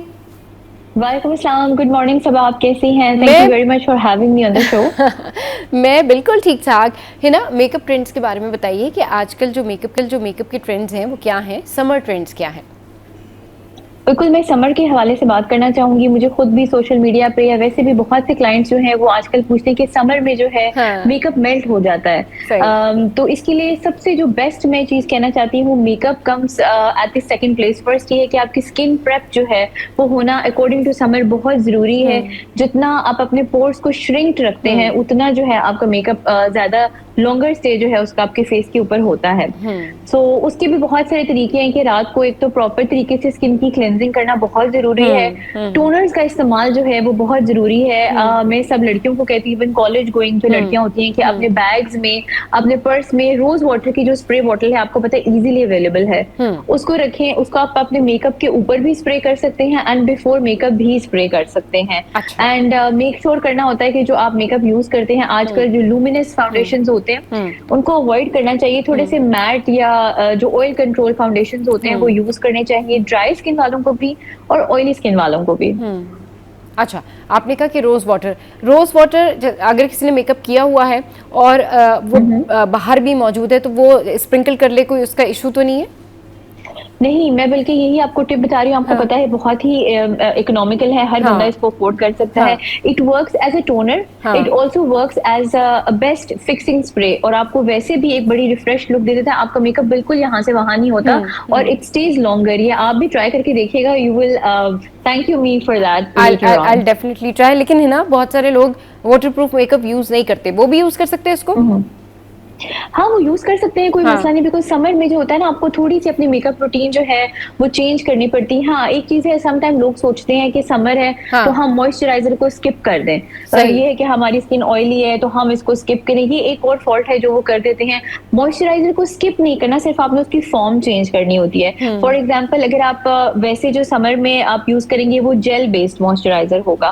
जो आप विंटर्स में यूज करते हैं वो ज्यादा जो है थिक होता है, रिच होता है, क्रीमी फॉर्म में होता है। सो अपने मॉइस्चराइजर को आप रिप्लेस करें बाय अ जेल मॉइस्चराइजर, तो वो यूज करें। आपने क्लेंजिंग करनी है, आपने अपनी टोनिंग करनी है, टोनर स्प्रे करना है, कोई अच्छा टोनर अफोर्ड कर सकते हैं तो किसी भी अच्छे ब्रांड का ले लें एंड देन आप मॉइस्चराइज करें। और इन सब के दरमियान में एटलीस्ट आपने 2-2 मिनट का गैप रखना है। और उसके बाद sun block is very important. कुछ लोगों का कॉन्सेप्ट ये होता है कि सन ब्लॉक से जो है वो मेकअप आपका स्टे नहीं करेगा। सो ऐसा कुछ भी नहीं है। मॉइस्चराइजर के बाद आप सन ब्लॉक भी अप्लाई करें, विच इज वेरी इंपॉर्टेंट। अगर स्किन के ऊपर टैनिंग हो जाती है तो वैसे ही आपका मेकअप जो है वो अच्छा नहीं लगता, ऑक्सीडाइज बहुत जल्दी हो जाता है। सो ये कुछ चीजें हैं, जस्ट मेकअप पे फोकस करने से कभी भी आपकी जो फाइनल लुक है वो अच्छी नहीं आती है। आपको अपनी स्किन केयर भी करनी होती है और मेकअप वाटरप्रूफ जो है वो दोनों ऑयली स्किन और ड्राई स्किन इवन कॉम्बिनेशन वाले जो है वो यूज कर सकते हैं इसको।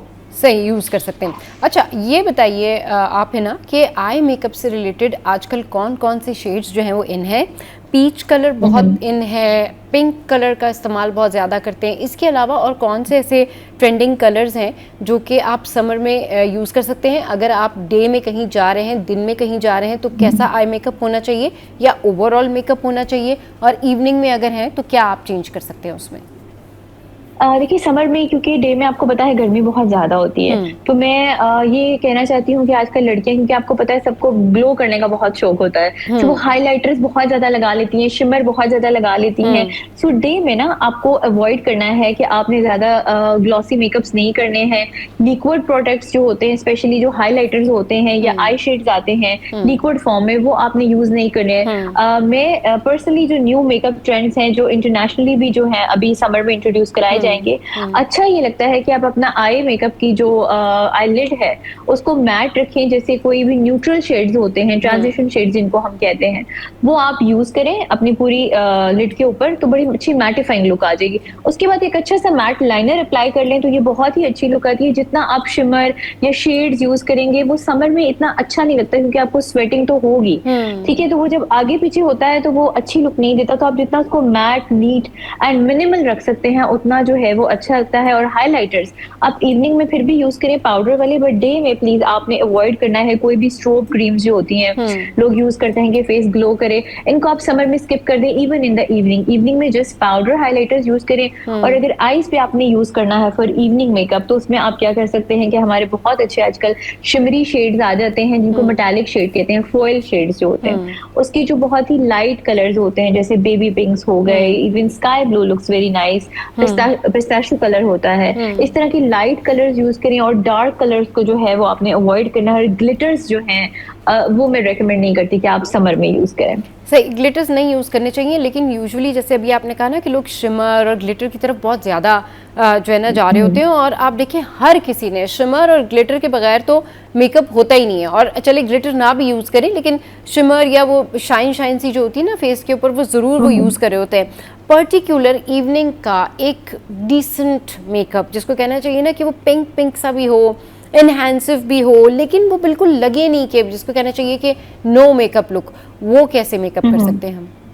देखिए नो मेकअप लुक में अगेन वही आ जाता है कि आपने मिनिमम की तरफ रहना है, ठीक है। तो एक मेकअप का गोल्डन रूल है, वो है less is more when you are about to get a very nice no makeup look, ठीक है। तो आपने, मैं तो इवन लड़कियों को रेकमेंड करती हूँ कि समर में अगर हो सके तो फाउंडेशन को बिल्कुल स्किप कर जाए, आप कंसीलर के साथ मेकअप करें।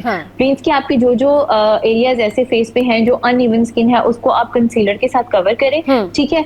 बाकी स्किन को आप छोड़ दें, बिकॉज आप जितना लेस फाउंडेशन यूज करेंगे वो उतना ही केक जो है वो बनने का एलिमेंट जो है वो कम हो जाएगा। उसके बाद अगर आप चाहती हैं फिर भी आपको इवनिंग में सटल सा ग्लो चाहिए, तो आप किसी भी अच्छे ब्रांड का हाइलाइटर ले लें जिसके अंदर शिमर पार्टिकल्स ना हो, जैसे स्मूथ हाइलाइटर्स होते हैं बट इन पाउडर फॉर्म, वो आप यूज करके अपने फेस के ओनली हाई पॉइंट्स में जो है उसको यूज कर सकते हैं। अपना ब्लश ऑन कोशिश करें कि वो मैटिफाइंग हो। Apply the highlighter first and the blush on comes at the end, तो आपको बहुत ही अच्छी शीन जो है वो आपके फेस पे मिलेगी। और अच्छा सा फिक्सर चाहे तो वो अप्लाई कर सकते हैं। फिक्सर जो है, setting spray and fixer is a different thing, so I believe कि आप सेटिंग स्प्रे भी यूज करें और समर में फिक्सर भी यूज करें। सो लिखा होता है बॉटल्स के ऊपर, बट लोग इसको कंफ्यूज कर जाते हैं, बट ये दोनों चीजें अप्लाई करना बहुत जरूरी है।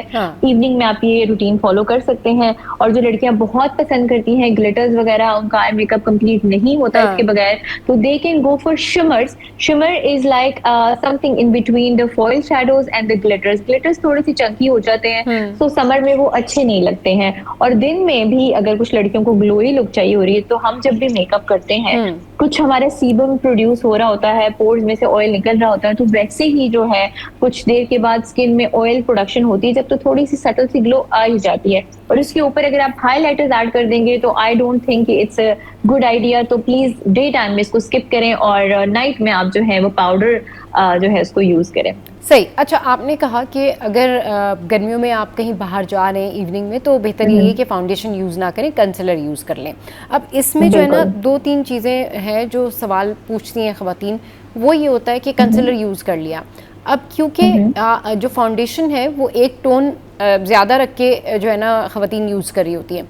अब किसी की स्किन अगर यानी अच्छी है, उसका कलर फेयर है, लेकिन उसको डार्क सर्कल्स हैं, तो जब वो कंसीलर यूज़ करेंगे और फाउंडेशन नहीं यूज़ करेंगे तो वो फिर मिसमैच होगा, राइट? आई होप कि आप समझ रही होंगी मेरी बात को कि वो फिर डार्क शेड लगेगा आंखों के नीचे।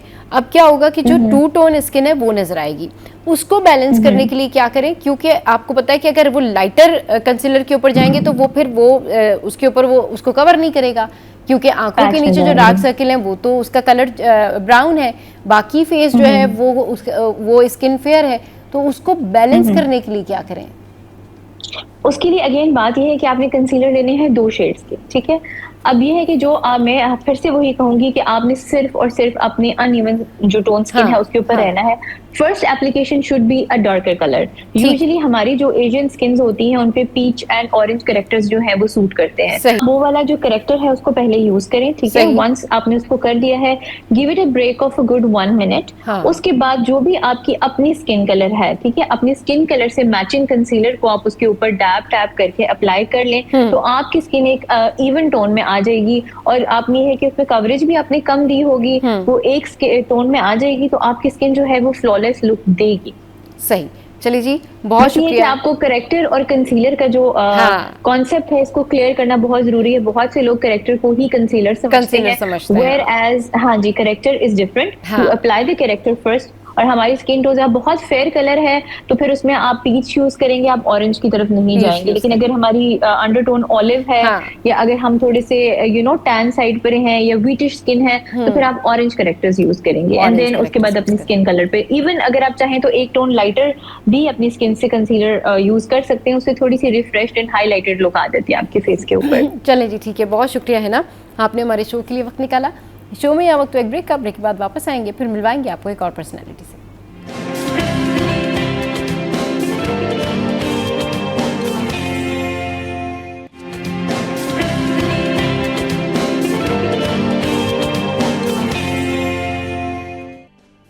Welcome back. अब हम कुछ बात करेंगे मेंस स्टाइलिंग के बारे में, क्योंकि बहुत सारी दफ़ा ऐसा होता है कि हम ख़वातीन के हवाले से बात करते हैं, हमें मैसेजेस आते हैं कि भाई आज आपने अगर ट्रेंड डिस्कस किया तो मेंस स्टाइलिंग क्या होती है ये डिस्कस नहीं किया। तो आज हमने सोचा कि भाई ठीक है, ये भी जो मौजू है इस पर बात करते हैं।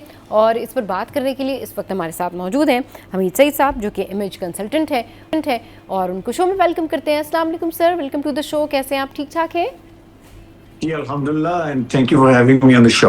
अच्छा सर, आप इमेज कंसल्टेंट हैं, तो ये बताइए कि यूजुअली जब ये मेंस स्टाइलिंग की बात आती है या मर्दों के इमेज के बारे में बात आती है, तो आप क्या उनके साथ में टिप शेयर करते हैं, क्या उनको मशवरे देते हैं? हमारे व्यूवर्स को आप क्या बताना चाहेंगे? सबसे पहली बात तो मैं ये बताना चाहूँगा कि जो ड्रेसिंग है ना, it's not about fashion, it's not about trends, it's a strategy कि आपने ड्रेसिंग करनी है, आपने ये सोच के करनी है कि आपने क्या पैगामात देने हैं अपनी ड्रेसिंग के साथ। इसे हम कहते हैं नॉन वर्बल कम्युनिकेशन। तो 7 सेकंड हैं आपके पास, सिर्फ 7 सेकंड्स हैं जिसमें आपने ये सारे मैसेज देने हैं। तो पहला मैसेज जो है वो आपने ये देना है कि आप इंतहाई कामयाब बंदे हैं। अगर आप कामयाब नहीं लगते तो गेम इज ओवर। दूसरा मैसेज आपने ये देना है कि आप बड़े कॉन्फिडेंट हैं। अगर कॉन्फिडेंट नहीं लगते तो फिर भी गेम इज ओवर। और तीसरा मैसेज आपने ये देना है कि आप ट्रस्टवर्दी और क्रेडिबल हैं कि नहीं है। ये सारे मैसेज जो है आप जाके कह नहीं सकते कि मैं बड़ा पावरफुल आदमी हूँ, मैं बड़ा सक्सेसफुल आदमी हूँ, मैं बड़ा कॉन्फिडेंट हूँ, मैं बड़ा ट्रस्टवर्दी हूँ। और हम साइन बोर्ड भी नहीं लगा सकते कि मैं आई एम दिस। तो एक्चुअली हमारे पास सिर्फ एक ही ऑप्शन है, वो है कि हमारी अपना जो अटायर है, हमारी पर्सनैलिटी है, हमारा जो ऑरा है हमारे बारे में, हमारा पोस्चर क्या है, तो दैट डिटरमाइंस कि आप ये प्रॉपर मैसेज दे सकते हैं कि नहीं दे सकते। अगर आपने ये मैसेज नहीं दिए तो then actually what you are doing is, जिस मीटिंग के लिए आप जा रहे हैं, जिससे भी इंटरेक्ट कर रहे हैं, I mean they may take you seriously, they may not take you seriously, you may get the job done, you may not get the job done. तो सबसे इंपॉर्टेंट बात यह है कि आपने स्ट्रेटजी के मुताबिक अपने कपड़े पहनने हैं। आपने ये सोच के पहनना है कि ये पावर मीटिंग है, ये कैजुअल मीटिंग है, ये बिजनेस मीटिंग है, तो मैंने कौन से कपड़े पहनने हैं। सही। अच्छा, तो ये तो आपने बता दिया कि 7 सेकंड्स के अंदर आपने ये मैसेज देना है कि भाई आप ट्रस्टवर्दी भी हैं और डेफिनेटली आपकी पर्सनालिटी जो है वो ओवरऑल इतनी अच्छी होनी चाहिए कि लोग उससे इम्प्रेस हों या लोग उसके बारे में तारीफ़ करें। सर, यूजुअली हमारे यहाँ जो ड्रेस कोड होते हैं वो क्या है, लोगों को नहीं पता होता कि अगर वो इवनिंग में कहीं जा रहे हैं तो वो क्या वेयर करेंगे, उनकी लुक कैसी होनी चाहिए। अगर वो डे में कहीं जा रहे हैं तो वो क्या वेयर करें। इनफैक्ट लोग रोज़ाना ऑफिस जाते हैं लेकिन शायद उनको ये नहीं मालूम होता कि उन्होंने क्या चीज़ें पहननी है, उनके ऊपर क्या अच्छा लगता है और दूसरे उनसे कैसे जो है वो इम्प्रेस हो सकते हैं या दूसरे कैसे उनको एक बहुत रिस्पेक्टेबल पर्सनैलिटी समझ सकते हैं। ऑल्दो कि इसका बहुत गहरा ताल्लुक कैरेक्टर से है, इखलाक से है, लेकिन फिर भी आपकी जो पर्सनैलिटी है वो कपड़ों से भी बहुत ज़्यादा जो है वो वाज़े होती है। तो क्या कुछ सर ड्रेसिंग करनी चाहिए, स्पेशली अगर इवनिंग में कहीं जा रहे हैं, मार्केट जा रहे हैं, तो किस तरह से जाना चाहिए, ज़रा बताइएगा। एक्चुअली सारा ये है कि वार्डरोब, कैसल वार्डरोब होना चाहिए आपके पास। यूजुअली मैं देखता हूँ कुछ लोग, आपने भी देखा होगा, कोई एक दिन तो बड़े अच्छे लगते हैं, दूसरे दिन वो समवट अच्छे लगते हैं, और तीसरे दिन बंदा कहता है वही बंदा है। कंसिस्टेंसी नहीं है, एक्चुअली दैट्स द प्रॉब्लम। तो इसके लिए मैं हमेशा ये कहता हूँ कि आपके पास लाइफस्टाइल वार्डरोब होना चाहिए। लाइफस्टाइल वार्डरोब की पहले बात करते हैं, जिसमें फॉर एग्जाम्पल अगर आपकी फॉर्मल मीटिंग है तो फॉर्मल मीटिंग में तो अगर आप किसी अच्छी पोजीशन में, आप बैंकर हैं या आप कंसल्टेंट फील्ड में अकाउंटेंट हैं, यू नो आप सीईओ ऑफ ए कंपनी है, तो आपको सूट पहनना है, 2 पीस सूट है, इसमें शर्ट होगी, टाई होगी। तो आपके पास 4 सूट्स मैं कहूंगा कि आप लोग होने चाहिए। एक ब्लैक है, एक नेवी है, चारकोल ग्रे है, मीडियम ग्रे है। ब्लैक मींस पावर सूट, यानी जिस दिन पावर आपकी डायनामिक्स में मीटिंग है तो अपना ब्लैक सूट पहन ले, व्हाइट शर्ट पहन ले, साथ में रेड टाई पहन ले, that's a power look. Business look के लिए जो आपका नेवी है, navy will go very nice with again white shirt, उसके साथ आपने कोई ब्लू टाई का कॉम्बिनेशन कर लें, दैट्स अ ग्रेट लुक। इसे कहते हैं पावर भी है, अप्रोचेबिलिटी भी है। तीसरा कलर है चारकोल ग्रे। चारकोल ग्रे ये कहता है कि मैं बड़ा सोफिस्टिकेटेड बंदा हूं। तो आप किसी ऐसे बंदे के साथ मेरी मुलाकात है जो बड़ा सोफिस्टिकेटेड समझता है अपने आप को है, तो आप उन्हें चारकोल ग्रे जो है ना वो, या मीडियम ग्रे, यही 4 कलर हैं। अच्छा, सूटिंग में आप समझ लीजिए कि आपको 4 सूट हो गए। आई वुड सजेस्ट कि सब 12 शर्ट्स कर लें, 12 शर्ट्स, 3 सूट्स और 3 शर्ट्स पर सूट, तो आपके पास 48 कॉम्बिनेशन आ गए, 48 कॉम्बिनेशन आ गए आपके पास। इसके साथ अगर 4 टाइज कर लें तो आपके पास almost you have about 200 combinations. You outfit जो है वो आपके पास 200 यूनिक कॉम्बिनेशन बन गए। अच्छा, जिस दिन सूट नहीं पहनना उस दिन क्या पहनना है, यही सबसे बड़ी प्रॉब्लम है दिन में। सही, यानी एक तो बड़ा सूटेड बूटेड बड़ा अच्छा लगता हूँ, दूसरे दिन मैं पैंट शर्ट में आ जाता हूँ जी। अच्छा, अब मैं ये कहूंगा कि पैंट शर्ट आपने जितनी भी अच्छी पहनी हो उसका इम्पैक्ट सिर्फ है। उसकी वजह ये है कि हजारों लोगों ने पैंट शर्ट पहनी हुई ना, तो आप सी लेवल के बंदे हैं या आप एक सीनियर बंदे हैं, सारा कुछ रहता है, आप पैंट शर्ट पहन कर, तो पैंट शर्ट में ये है कि pant shirt absolutely has no power. इसी तरह शलवार कमीज भी हैज नो पावर, लेकिन अगर आप इसको ब्लेजर के साथ शामिल कर लें, ब्लेजर ले लें, एक ब्लेजर ले लें, अब आपने एक ब्लेजर पहना हुआ है, पैंट शर्ट आपने पहनी है, now you have that power look even casual में भी। तो इसमें मैं कहूँगा 4 ही कलर ब्लेजर के हैं, एक आप ब्लैक ले लें, एक navy, charcoal grey, medium grey.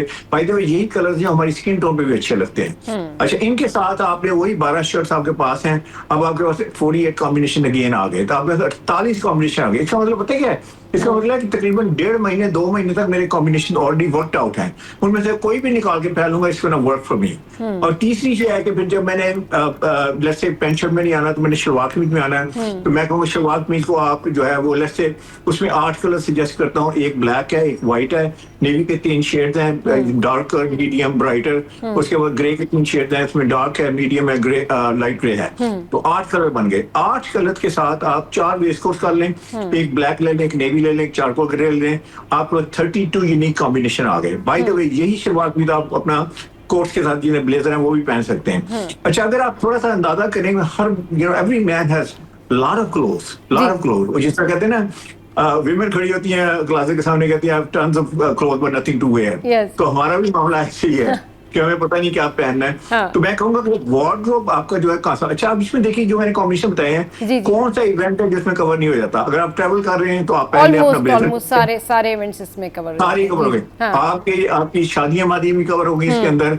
और आपकी जो ट्रेडिशनल है, आपने अगर शुरुआत में पहनना है, लेट्स से अगर आपको ट्रेडिशनल इवेंट है, आप वेस्ट कोट का पहन ले, कोट के साथ पहन ले। तो होल आइडिया इज दिस कि आपने वार्डरोब पे जाना है, आपने आइटम पे नहीं जाना। सही, हाँ, आपने नंबर्स ऑफ वार्डरोब पे जाना है, अपनी कलेक्शन पे जाना है कि अगर आपके पास अच्छी कलेक्शन होगी, आपके पास ब्लू है, ब्लैक पैंट कोट है, फिर आपके पास जो है दूसरे कलर्स के पैंट कोट्स हैं, तो वो आपके फ़ायदे के लिए, उसमें फिर ये है कि वो आप पिक एंड चूज़ करके डिफरेंट जगहों पर पहन सकते हैं। अच्छा सर, ख़वातीन जो हैं वो क्योंकि रिपीटेड ड्रेस नहीं पहनती, उनको ये होता है कि अच्छा इस शादी में हमने ये पहना था या इस जगह हमने ये पहना था, तो यूजुअली ख़वातीन ड्रेस रिपीट नहीं करती, लेकिन मर्द हज़रात जो हैं वो समहाउ ड्रेस रिपीट कर लेते हैं। तो आपको क्या लगता है कि कितने दिन में एक ड्रेस रिपीट कर लेना चाहिए? अगर कोई ऑफिस गोइंग है, मतलब जितने भी मर्द हज़रात ऑफिस जाते हैं, उनके लिए क्या सजेशन है? उनको कितनी शर्ट्स लेनी चाहिए, किस तरह की ड्रेसिंग करनी चाहिए, और स्पेशली जब ये गर्मियाँ होती है तो किस तरह का उनका पहनावा होना चाहिए, और कितने दिन में शर्ट रिपीट कर लेनी चाहिए? देखिए, मेन की बात कर लेते हैं। अभी मैंने आपको बताया कि 4 सूट्स हैं, वो बताया, ठीक है ना, वो सफिशिएंट है आपके लिए, सफिशिएंट है, you don't need any more clothing there. अच्छा, लेकिन इसमें चंद चीजें हैं, जरा मैं ऐड कर दूं इसमें। फिटिंग जो आपकी इमैकुलेट होनी चाहिए। जैसे कि मेरे पास 4 सूट्स हैं, but they look horrible on me. Fabric horrible है, फिट हॉरिबल है, चाहे मैंने किसी ब्रांड से खरीदे हैं, चाहे महंगा कपड़ा लेके मैंने सिलवाए हैं, but they don't look good on me. तो फिर 4 suits actually you don't have suits. तो आई वुड से कि उसमें, और दूसरी बात है आपकी पर्सनैलिटी पे सूट करनी चाहिए। कुछ लोग हैं ना बड़े फ्लेम्बॉयंट हैं, वो कहते हैं मी और लाइमलाइट में आना चाहते हैं, तो आपकी पर्सनैलिटी पे थोड़े सूट करने चाहिए जैसे आप हैं। और तीसरी बात है कि आपकी प्रोफेशन और प्रोफेशन के मुताबिक कपड़े होने चाहिए। मैं डॉक्टर हूँ तो मुझे डॉक्टर लगना चाहिए ना, मैं एक लॉयर हूँ तो मुझे लॉयर लगना चाहिए। मैं एक अगर सीईओ ऑफ ए कंपनी हो, मैं हायरार्की में चले जाते हैं तो मुझे सीईओ लगना चाहिए ना। मैं मिडिल मैनेजमेंट का बंदा तो मुझे मिडिल मैनेजमेंट का बंदा लगना चाहिए। तो ये 4-5 चीजें ऑन टॉप ऑफ दैट जो मैंने जो कपड़ों की बात की है आपको बताया। अच्छा, अब आ जाते हैं ख्वातीन की तरफ। ख्वातीन में भी देखिए, एक्चुअली अगर तो आप शादियों वाली पे जाना चाह रही हैं तो लाजमी बात है, आप यू हैव टू चेंज और अपने नए डिफरेंट कपड़े पहने। लेकिन जो प्रोफेशनल है ना, उसमें यही 4 कलर्स हैं। अब इसके साथ डिफरेंट ब्लाउजेस कर लेना, डिफरेंट इसके साथ आप जो है वो आप 2 पीस सूट में ना आए, क्योंकि पाकिस्तान में तो ख्वातीन 2 पीस सूट नहीं पहनती है, पैंट कोट। तो आप ब्लेजर ले लें, उसके साथ अपनी जितनी भी आप जो आप शलवार कमीज पहनती हैं, या अगर आपने ओरिजिनल पहनना है तो उसके साथ ये सॉलिड कलर्स में आ जाए। सबसे बड़ी प्रॉब्लम ये है कि पाकिस्तान में जो प्रोफेशनल खवातीन हैं वो प्रिंट्स बहुत पहनती हैं। जब प्रिंट्स पहनते हैं तो सारा फोकस प्रिंट पे चला जाता है, आप पे नहीं रहता। आई ऑलवेज से दिस कि clothing should shine and clothing should not shine, you should shine. तो जैसे प्रिंटेड दुपट्टा है, प्रिंटेड शलवार है, प्रिंटेड कमीज है, तो वो सारा it takes it away from you. तो सॉलिड कलर्स में आ जाएं, साथ में अगर आपने ब्लेजर यूज करना है कर लें, थोड़ा सा स्ट्रक्चर दें और अपनी पोजीशन के हिसाब से आपको पावरफुल लगना चाहिए। फॉर एग्जांपल मैं छोटी सी मिसाल देता हूँ कि अगर सपोज कोई एक पावर मीटिंग है या आपने जाके वहां पे बड़ी एक स्ट्रॉन्ग मीटिंग करनी है, आपने किसी को फायर करना है, आपने किसी के साथ हार्ड टॉक करनी है, उस दिन अगर आप सॉफ्ट पिंक पहन के आ जाती हैं तो it's not gonna work. Soft pink का मतलब you know very soft. I mean actually women are softer than men. I mean they should remain that. I mean you know that's the beauty of the women. हाँ बिल्कुल सही कह रहे हैं sir, colours की भी लैंग्वेज होती है, वो भी आपकी पर्सनालिटी को शो करते हैं, आपने किस टाइम पर क्या पहनना है और किससे किस तरह की बात करनी है, वो भी बड़ा जो है वो मैटर करता है। चलिए जी, शो में यहाँ वक्त एक ब्रेक का, ब्रेक के बाद फिर वापस आते हैं, करेंगे ढेर सारी बातें।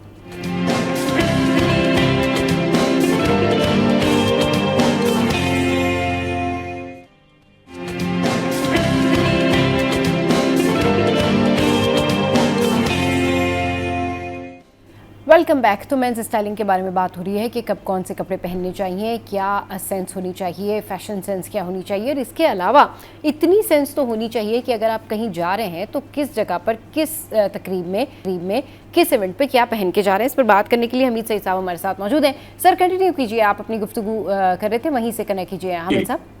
वुमेन में दो चार चीजें मैं और कहूंगा। अगर आप प्रोफेशनल वुमन हैं तो टाइट कपड़े मत पहने। अगर आप टाइट कपड़े पहनती है, believe it not, the game is over for you, क्योंकि टाइट कपड़ों के साथ दूसरे मसले मसाइल शुरू हो जाते हैं, आपको पता है, ठीक है।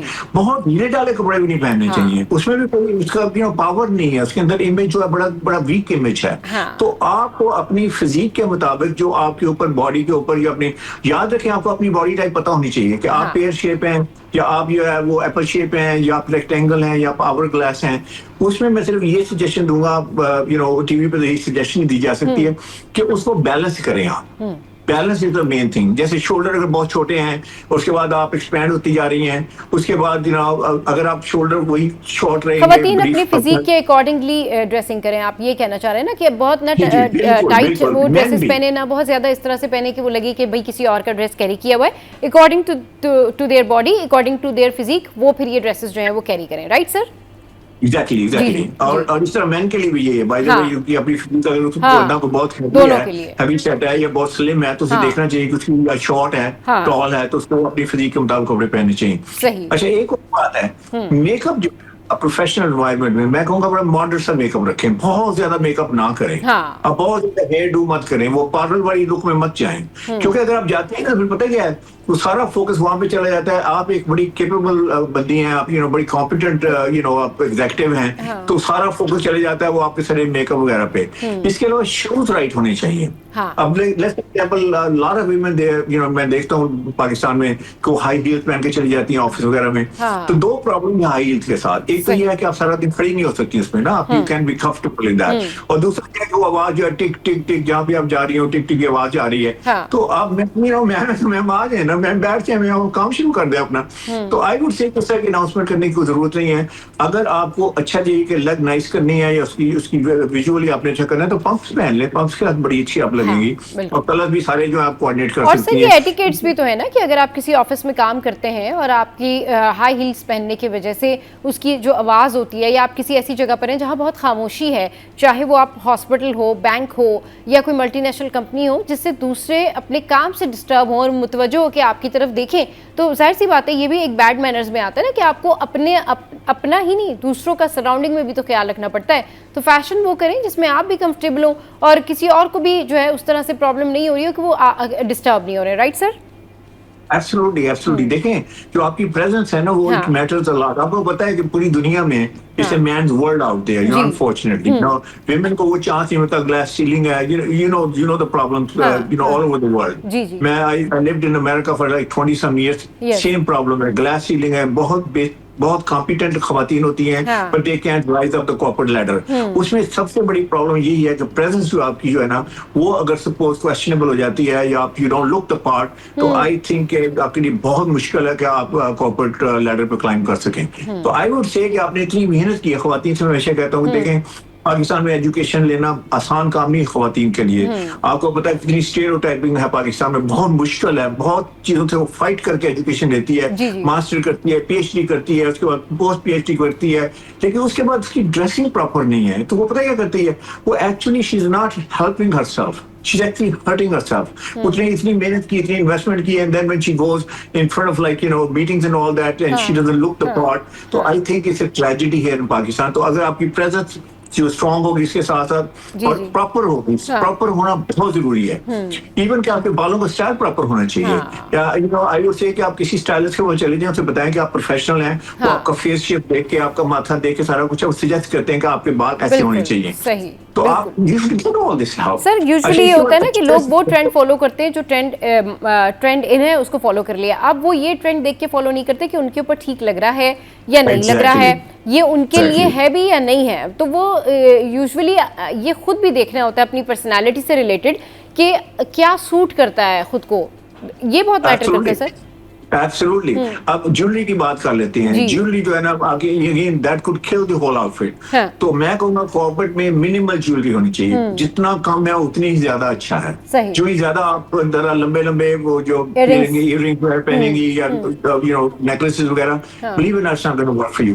सारा फोकस आप पे होना चाहिए, ना आपकी ज्वेलरी पे होना चाहिए, ना आपके कपड़ों पे होना चाहिए, ना आपके फैशन पे होना चाहिए। You have a job to do there and this will help you get the job done and get the respect. सही, बिल्कुल। अच्छा सर, ये सेंस ज़रूर होनी चाहिए। इस हवाले से गाइड कीजिएगा कि अगर कोई चाहता है कि वो सेल्फ ग्रूमिंग के कोर्सेज करे, वो चाहता है कि पर्सनालिटी डेवलपमेंट का वो कोर्स करे, तो हमारे यहाँ कराए जाते हैं, अवेलेबिलिटी होती है इन चीज़ों की कि लोग जाके ये सारी चीज़ें, ये बेसिक चीज़ें सीख सकें? नहीं, बिल्कुल भी नहीं है। पाकिस्तान में इमेज कंसल्टेंट, मैं अकेला इमेज कंसल्टेंट हूँ। पाकिस्तान में ये कोर्स भी नहीं पढ़ाया जाता। फैशन डिजाइनिंग, फैशन पढ़ाया जाता है। देखिए फैशन जो है ना, वो फैशन कुछ लोगों पे अच्छा लगता है, कुछ लोगों पे नहीं अच्छा लगता। प्रॉब्लम ये है कि लोग सारा फैशन अपने ऊपर थोप लेते हैं, तो उसके बाद फिर वो सारी चीजें उस पर वर्क नहीं करती। तो इसके लिए मैं कहूँगा कि यूट्यूब है, इंफॉर्मेशन अवेलेबल है, बुक्स है, के ऊपर थोड़ा पढ़ लेना चाहिए, क्योंकि यहाँ पाकिस्तान में इसका फोकस नहीं है। इमेज कंसल्टेंट और डिजाइनर में फर्क ये है कि डिजाइनर जो है वो मैसेज के लिए कलेक्शन डिजाइन करता है, फॉर मिलियंस ऑफ पीपल और हंड्रेड्स थाउजेंड पीपल। जो इमेज कंसल्टेंट है वो आपके साथ बैठता है, वो आपकी स्टोरी सुनता है, वो देखता है कि आप करती क्या हैं, आप किन लोगों से इंटरेक्ट करती हैं, आपने किसको इम्प्रेस करना है, आपकी विजन क्या है, आपकी पोजीशन क्या है, वो देखता है कि आपकी बॉडी शेप कैसी है, आपकी कलरेशन कैसी है, उसके बाद वो सजेस्ट करता है। और मेरे साथ एक इमेज कंसल्टेंट है, खातून इमेज कंसल्टेंट है, she helps those image consultant. For example मैं आपको स्टोरी सुनाता हूँ थोड़ी देर। वो ये कि एक खातून आई तो बिल्कुल she was only 4 feet tall, 4 foot सिर्फ उनका था। अब now she's a chartered accountant, माशाल्लाह जॉब बड़ी अच्छी है, पढ़ी लिखी है। अब 4 फुट के अंदर उन्होंने उसके ऊपर सारा फ्लोरल पहना हुआ है। मदर हेल्प करती हैं, मदर कहीं रिमोट एरिया से हैं तो वही फ्लोरल कपड़े बना के उनको बेचती हैं। तो उसके बाद ये जो मेरी साथ इमेज कंसल्टेंट है मदिया, इन्होंने बैठ के उनको बताया कि देखें बात सुने, आपकी सारी पर्सनैलिटी डाउन हो रही है इसके अंदर। तो उनको हमने सॉलिड कलर में किया, उसके बाद उनको एक जैकेट बना के दी, कोट बना के दिया जिसे ब्लेजर कहते हैं। I mean, all this. I mean, now she said that she has confidence. यानी उनकी, वहाँ पे she was having a hard time. Self-esteem कम थी, confidence कम था, and now she's her confidence is back, her self-esteem is back, and she feels that she is like in the mainstream now. तो इस तरह की खवातीन आती हैं हमारे पास जिनके मसले मसाइल इस तरह के होते हैं।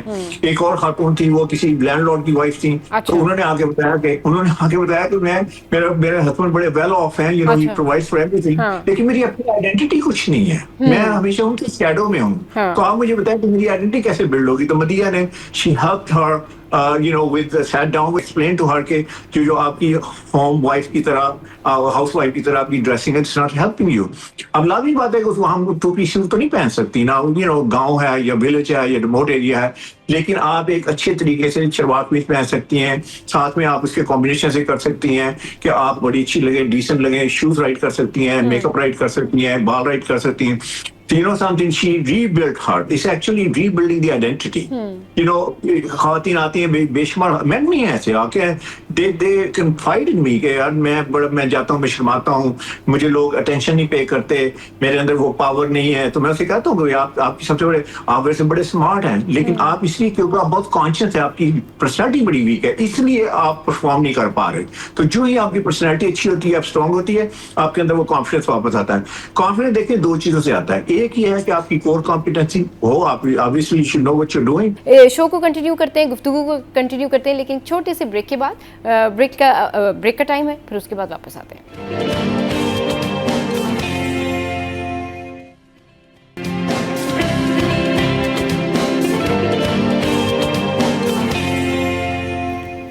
Welcome back. तो मेंस स्टाइलिंग कैसी होनी चाहिए, किस तरह से खवातीन को अपने आप को कैरी करना चाहिए, किस मौके पर क्या पहनना चाहिए, इस हवाले से बात कर रहे हैं। तो हम काफ़ी सारी चीज़ें जो है वो डिस्कस कर चुके हैं कि भाई किस तरह से स्टाइलिंग होनी चाहिए, इवेंट्स पे क्या पहनना चाहिए, खवातीन और हजरात को क्या क्या कुछ करना चाहिए इस सेंस में कि उनकी पर्सनैलिटी जो है वो अच्छी लगे, लोग उनके ऊपर ट्रस्ट भी करें, लोग उनसे बात भी करें, लोग उनसे इम्प्रेस भी हों और एक अच्छा गुडविल जेस्चर जो है वो प्रेजेंट कर सकें। यानी we are talking about overall personality grooming. Sir, personality grooming में ड्रेस इंपॉर्टेंट है, किस जगह पर क्या पहनना है ये बड़ा इंपॉर्टेंट है, किससे किस तरह बात करनी है ये बड़ा इंपॉर्टेंट है, लेकिन सर इसमें जो एजुकेशन है वो कितना बड़ा इम्पैक्ट रखती है और उसका कितना बड़ा प्लस पॉइंट होता है? क्योंकि जो शख्स, आई पर्सनली बिलीव दिस के, आई होप कि आप अग्री करें या ना करें, लेकिन I personally believe on this के अगर आप एजुकेटेड हैं तो थोड़ा बहुत सेंस आपको खुद ही आ जाता है कि किस जगह पर क्या पहन के जाना है और किस चीज़ को कैसे कैरी करना है। Right sir? मैंने यकीन करेंगे, I wish I could agree with you. I have seen lot of qualified people, very very qualified people और कॉम्पिटेंट पीपल हैं, लेकिन उनकी जो लुक है वो actually is not comparable to who they are. और जब मैं आपको मजे की बात बताऊं, जब मैं उनसे वर्क करता हूं, सारा कुछ करता हूं ना, तो लेट्स से एक बंदा है जो है सीनियर ऑफिसर है, ब्यूरोक्रेट है, 15 साल से और सारा कुछ अच्छी पोजीशन वगैरह में, तो जब वो he goes through the process with me ना, तो मैंने कहता हूं कि आप पहले क्यों नहीं आपने किया? तो पता है वो क्या कहते हैं, हमें सब ख्याल ही नहीं आया इससे। Actually, it's not that they are not intelligent. They could have not done it. Problem ये है कि उनका इधर ध्यान ही नहीं आया। ध्यान ही नहीं आया। बिल्कुल सही कह रहे हैं सर आपने। जो जिस तरह की बात की है ना, जितने लोगों के नाम लिया, ये जितने भी होते हैं ना, ये वाकई सही कहते हैं। नहीं, हमें पता तो था लेकिन हमने ऐसे सोचा नहीं, कभी ध्यान नहीं गया। तो ये I totally agree on this कि ये होता है लोगों के साथ। और फिर उस टाइम पर आप सोच रहे होते कि अगर हमें कोई गाइड करता, या हमें 1 साल पहले कोई गाइड कर देता या 2 साल पहले कोई गाइड कर देता, तो थिंग्स कुड बी डिफरेंट। तो ये होता है सर, यू आर राइट। इसलिए जो मेरे पास स्टूडेंट्स आते हैं ना, बहुत सारे स्टूडेंट्स आते हैं बिल्कुल young, they are about to start their job. तो जब वो आप कहते हैं सर बताइए मेरा इमेज कैसे होना चाहिए, मुझे कैसे कैरी करना है, सारा कुछ है, तो मुझे इतनी खुशी होती है। मैं ऐसे कहता हूँ यार I love you for saying this, why, क्योंकि तुम अभी बिल्कुल स्टार्ट कर रहे हो, तुम्हें इस बात का एहसास है। चले मुझसे लर्न करने, किसी और से लर्न करने, लर्न तो करे ना। देखिए ये सिर्फ देखने की बात नहीं है, ये लर्न नॉलेज, जिस तरह और नॉलेज है इस तरह ये भी नॉलेज है। अब एक बंदा लर्निंग से कैसे देख के कौन सा कॉलर मुझे फेस शेप पे मेरे कौन सा कलर चलेगा, कलर की पूरी थ्योरी है वो कहां से सीखेगा, फिट की पूरा एक वो है। तो मतलब आई वुड से कि एट दिस टाइम, जैसे अगर आपने सपोज घर में फ्लावर्स लगाने हैं तो बड़ा इजी है, माली को बुला लें, उसे बताएं कि यार ये मेरी विजन है, माली जो है वो लगा देगा। अब मैं बीमार हूँ, मैं कहूँ नहीं मैं बुक्स पढ़ूंगा, मैं डॉक्टर खुद बनूंगा। तो वर्ल्ड हैज मूव्ड ऑन। तो I think they are experts there, और जो स्मार्ट लोग हैं वो पता क्या करते हैं, वो एक्सपर्ट के पास चले जाते हैं और उनकी बात जो लेट्स से फॉर एग्जांपल से good expert and obviously they will help you. तो मैं ये हमेशा कहता हूँ कि देखें, अच्छा मैं एक और मजे की बात सुनाऊं, जितने लोग मेरे पास आते हैं ना बहुत ज्यादा ड्रेस्ड अप, मैं सोचता हूँ यार ये तो 100 में से 100 नंबर दूंगा इसे। तो मैं उनसे 2 चीजें पूछता हूं, सर आप मेरे पास क्यों आए, you look so impeccably dressed up.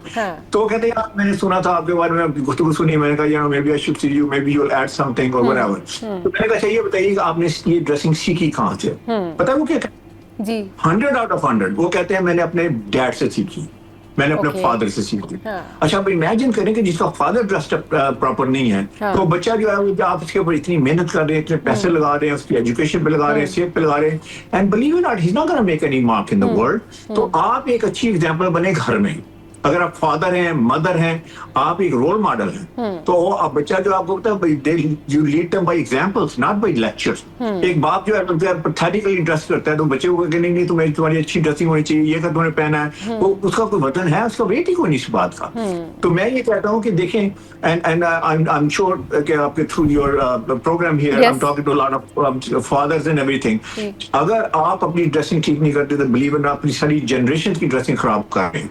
ये मैंने जो साइंटिफिक सर्वे आपको बताया कि जिसमें हर बंदे ने ये कहा कि I learn it from my dad. तो आई वुड से मॉम का भी उतना ही है। अब देखे ना घरों में है, मॉम कहती है मैं थकी हुई हूँ, मैं ये हूँ, मैंने किचन में काम किया हुआ है, सारा कुछ है। तो बेटियां भी तो है ना, ठीक है ना। तो अब बेटी देखती है कि अच्छा maybe that's the way to. मैं when I came from America, मैं अपनी सिस्टर के पास गया तो मैंने सिस्टर से कहा, मैंने कहा तुम ऐसी रहती हो घर में? तो कहती भाईजान कहीं जाना ही नहीं है तो मैं ड्रेसअप क्यों? मैंने कहा यार थोड़ा बहुत आदमी अपने आप को बना। तो मैं ये नहीं कहता कि पार्लर का मेकअप करवाएं, घर में रहने को डिसेंट तो लग सकती है ना, क्यों नहीं लग सकती? बिल्कुल डिसेंट लग सकती हैं, अपना ख्याल कर सकते हैं और अपने आप को बेहतर कर सकते हैं। सेल्फ ग्रूमिंग के लिए इंसान बहुत कुछ करता है और उससे सिर्फ यही नहीं होता, आपको एक्सपोजर होता है। जब आप अपना ख्याल रखना शुरू करते हैं, मी टाइम निकालते हैं, अपने लिए टाइम निकालते हैं, तो फिर आप बहुत सारी चीज़ों को गो थ्रू करते हैं।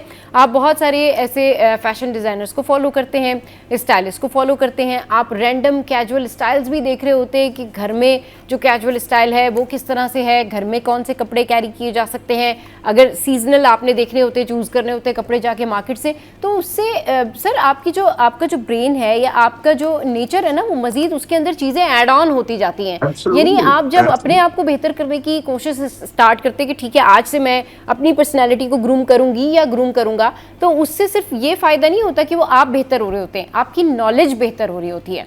आपको उसके थ्रू बहुत कुछ पता चल रहा होता है कि आपको दुनिया का पता चल रहा होता है कि अच्छा ठीक है, इस वक्त में ये कपड़े पहनने चाहिए, ऐसे जाना चाहिए, इस तरह से बिहेव करना चाहिए, या फिर ये ड्रेस जो है पर्टिकुलरली, बहुत सारे ड्रेसेस होते हैं ना सर कि यूजुअली वो बाद में पता चलते हैं कि अरे ये तो इस टाइम पर ये टाइम होता है इनके पहनने का, अच्छा ये तो रात में पहनने वाले ड्रेस था, अच्छा ये तो शाम में इवनिंग गाउन था, तो ये तो यहाँ वेयर करना था। तो ये नॉलेज भी बहुत आपको पता चलती है जब खुद आप अपने आप को बेहतर करना स्टार्ट करते हैं सर। जी बिल्कुल, मैं कहूंगा कि self love is not a bad thing, self love is a very good thing. और उसमें सेल्फ लव में ये आ जाता है कि I should love my self, should like my self. और मेरी अम्मी जान मुझे कहती थी कि अपना ख्याल खुद रखना, अपनी मेरी सिस्टर्स को बताती थी कि तुम्हारा ख्याल किसी ने नहीं करना, तुमने अपना ख्याल खुद करना है। And I think give them a good advice, you know, and I have three sisters and they are very well dressed all the time. तो मैं ये कहूँगा कि आपकी देखिए ना, बंदा थोड़ा सा रिटायर होने की उम्र में आता है, ये होता है, खासतौर मर्दों में देखा है, वो सब कुछ छोड़ देता है, वो कहता है now the life is over. उसके बाद ढीली ढाली पैंटे पहनना शुरू करता है, ढीली वही बंदा होता है जो इतना अच्छा लगता है जब वो you know when he was behind a desk और something like the executive position का, आपने देखा ना, वो सारा कुछ छोड़ जाता है। और अब पता है कि अनफॉर्चुनेटली ये होता है कि जब वो सारा कुछ छोड़ता है ना, तो उसका माइंड उसको कहता है कि भाई ठीक है, अब ये बंदा जो है ना, उसको माइंड भी इसको हेल्प नहीं करता, उसकी बॉडी इसको हेल्प नहीं करती। जो ही आप अपने माइंड को फीड करते हैं, एक चीज है science called enclose cognition. Enclose cognition ये कहती है कि जो कपड़े आप जो है ना सिर्फ जो लोग आपको परसीव करते हैं वो एक अलग बात है, आप अपने बारे में क्या सोचते हैं। जब वो एक खास कपड़े पहनते हैं तो आपके अंदर एक आपकी चेंज आती है, आपकी थिंकिंग चेंज होती है, आपकी इवन बॉडी लैंग्वेज चेंज होती है। फॉर एग्जाम्पल, जैसे सुबह बंदा उठता है, ठीक है, जैसे जिम जाने वाला है, मैं जिम में जाता हूँ, सुबह उठ के मैं एकदम से जिम क्लोथ पहनता हूँ, तो मुझे एकदम से फील होता है जैसे हम एथलीट, हालांकि मैं एथलीट तो नहीं हूँ, देखिए वो जिम क्लोथ है, मुझे वो फीलिंग देते हैं। या मेरी एक मीटिंग है बड़ी इंपॉर्टेंट, तो मैं स्टूडेंट बुल्डर होता हूँ, तो मुझे वो फीलिंग आ जाती है, कॉन्फिडेंट फीलिंग आ जाती है, मुझे आता है कि ठीक है, I am gonna be very productive and everything. तो ये साइंस ये कहती है कि जो क्लोथिंग है वो आपकी थिंकिंग पे इफेक्ट करती है, वो आपकी परफॉर्मेंस पे इफेक्ट करती है, वो आपके बिहेवियर पे इफेक्ट करती है। तो जो ही आप क्लोथिंग को इस तरह यूज करते हैं, जो उसके लिए फॉर एग्जाम्पल याद रखिए, हर कपड़े की एक सिग्निफिकेंस भी है ना। सूट की अपनी सिग्निफिकेंस है, शलवार की अपनी सिग्निफिकेंस है, स्विमिंग सूट की अपनी सिग्निफिकेंस है। तो उसमें रहते हुए जब आप वो चीजें पहनते हैं तो वो आप फील करना शुरू कर देते हैं। तो जब वो मूड में आ जाते हैं तो फिर आप जब बाहर जाते हैं तो परफॉर्म भी करते हैं, तो अपने बारे में अच्छा सोचते हैं। कुछ लोग है ना हमेशा जो अपने आप को पुट डाउन करते हैं कि मैं आई wish I was a tall guy, I wish I was a white guy, मतलब तरह तरह के लोग स्टिग्मास हैं। तो आई थिंक कि आप इनसे बाहर निकलें, अपने आप को स्टार्ट लविंग योरसेल्फ। अल्लाह ने आपको एक बड़ी अच्छी बॉडी दी हुई है, अल्लाह ने आपको अंदर बड़ी सलाहियतें पैदा की हुई हैं, और आप उन चीजों पर फोकस ना करें जो आपके पास नहीं है। जैसे शॉर्ट आदमी है, शॉर्ट आदमी समझता है कि मैं पावरफुल ही नहीं लगता, मेरे पास 6 फुट का सामने बंदा आ जाता है तो मैं क्या करूं। तो एक्चुअली वो ही स्टार्ट फीलिंग के वो थोड़ा सा मतलब है कि उसको सेल्फ एस्टीम की कम हो जाती है। मैं आपसे कहता हूं, देखिए बात सुने, कॉन्वर्सेशन सिर्फ यहाँ होनी है। कॉन्वर्सेशन कोई ऊपर से लेकर नीचे तक तो नहीं करता ना, कॉन्वर्सेशन एक ही बार देखता है ना। तो आप अगर इसको इम्पोर्टेंट करके इसको आप पावर बिल्ड कर लेंगे यहाँ से लेके यहाँ तक, इसमें क्या नजर आ रहा है, इसमें यह आपका फेस है, उसके बाद ये कॉलर है, उसके बाद ये टाई है, उसके बाद शोल्डर है। अगर आप शोल्डर को जो स्ट्रॉन्ग कर लेते हैं, अपने कॉलर को आप स्ट्रॉन्ग कर लेते हैं, क्रिस्प आपकी लुक है, ये नहीं कॉलर बहुत चौड़ा है, बहुत छोटा है, बहुत खुला है, टाई आपने जो उसके साथ प्रॉपर पहनी है, तो आपकी सारी इंपॉर्टेंस यहाँ आ गई ना। तो उसके बाद आप इंपॉर्टेंट लगेंगे, आप फील भी करेंगे इंपॉर्टेंट। तो आपको कहने से इंपॉर्टेंट नहीं होता। तो आई वुड से कि ड्रेसिंग जो है it could be used as a tool, marketing tool समझ लें इसको। आप अपनी इसको मार्केटिंग टूल समझ के आप इसको यूज कर सकते हैं अपने आप करियर को एडवांस करने के लिए, लाइफ को एडवांस करने के लिए, सोशल लाइफ को एडवांस करने के लिए। अब देखिए रिलेशनशिप में बड़े प्रॉब्लम्स हैं आजकल, आप देख रहे हैं पाकिस्तान में, दुनिया में है कि एक शादी हुई उसके बाद जनाब एकदम वो कहते हैं कि वो वो स्पिरिट नहीं रही, वो we don't feel that way. तो आप देखिए कि हालात तो देखें कि ना हस्बैंड ड्रेस करता है ना वाइफ ड्रेस करती है, तो मतलब है कि आपने सारा कुछ छोड़ दिया है ना। तो आई वुड से कि आप थोड़ा उठें, ड्रेस अप हो, आप जाएं कोई अच्छी कॉफी शॉप पे जाएं, अपनी वाइफ को भी ले जाएं साथ में। आप जो है मतलब एक you should live a full life. ये नहीं है कि आप जस्ट गिव अप कर दें। तो I would say self love is a very good thing. सही, ठीक है जी, बहुत शुक्रिया सर हमीद सईद साहब, आपने हमारे शो के लिए वक्त निकाला और बहुत सारी हमने ऐसी बातें की जो कि बहुत सारे लोगों के काम ज़रूर आएंगी और उन्हें ये पता चलेगा कि किस टाइम पर क्या पहनना चाहिए और कैसे ड्रेसिंग करनी चाहिए। ड्रेसिंग सेंस होना बड़ा ज़रूरी है। चलिए जी, शो का टाइम एंड अप हो गया है। आज का शो आपको कैसा लगा ज़रूर बताइएगा। हमारी सोशल साइट पर हंसते रहिए, मुस्कुराते रहिए। Keep watching City at 10।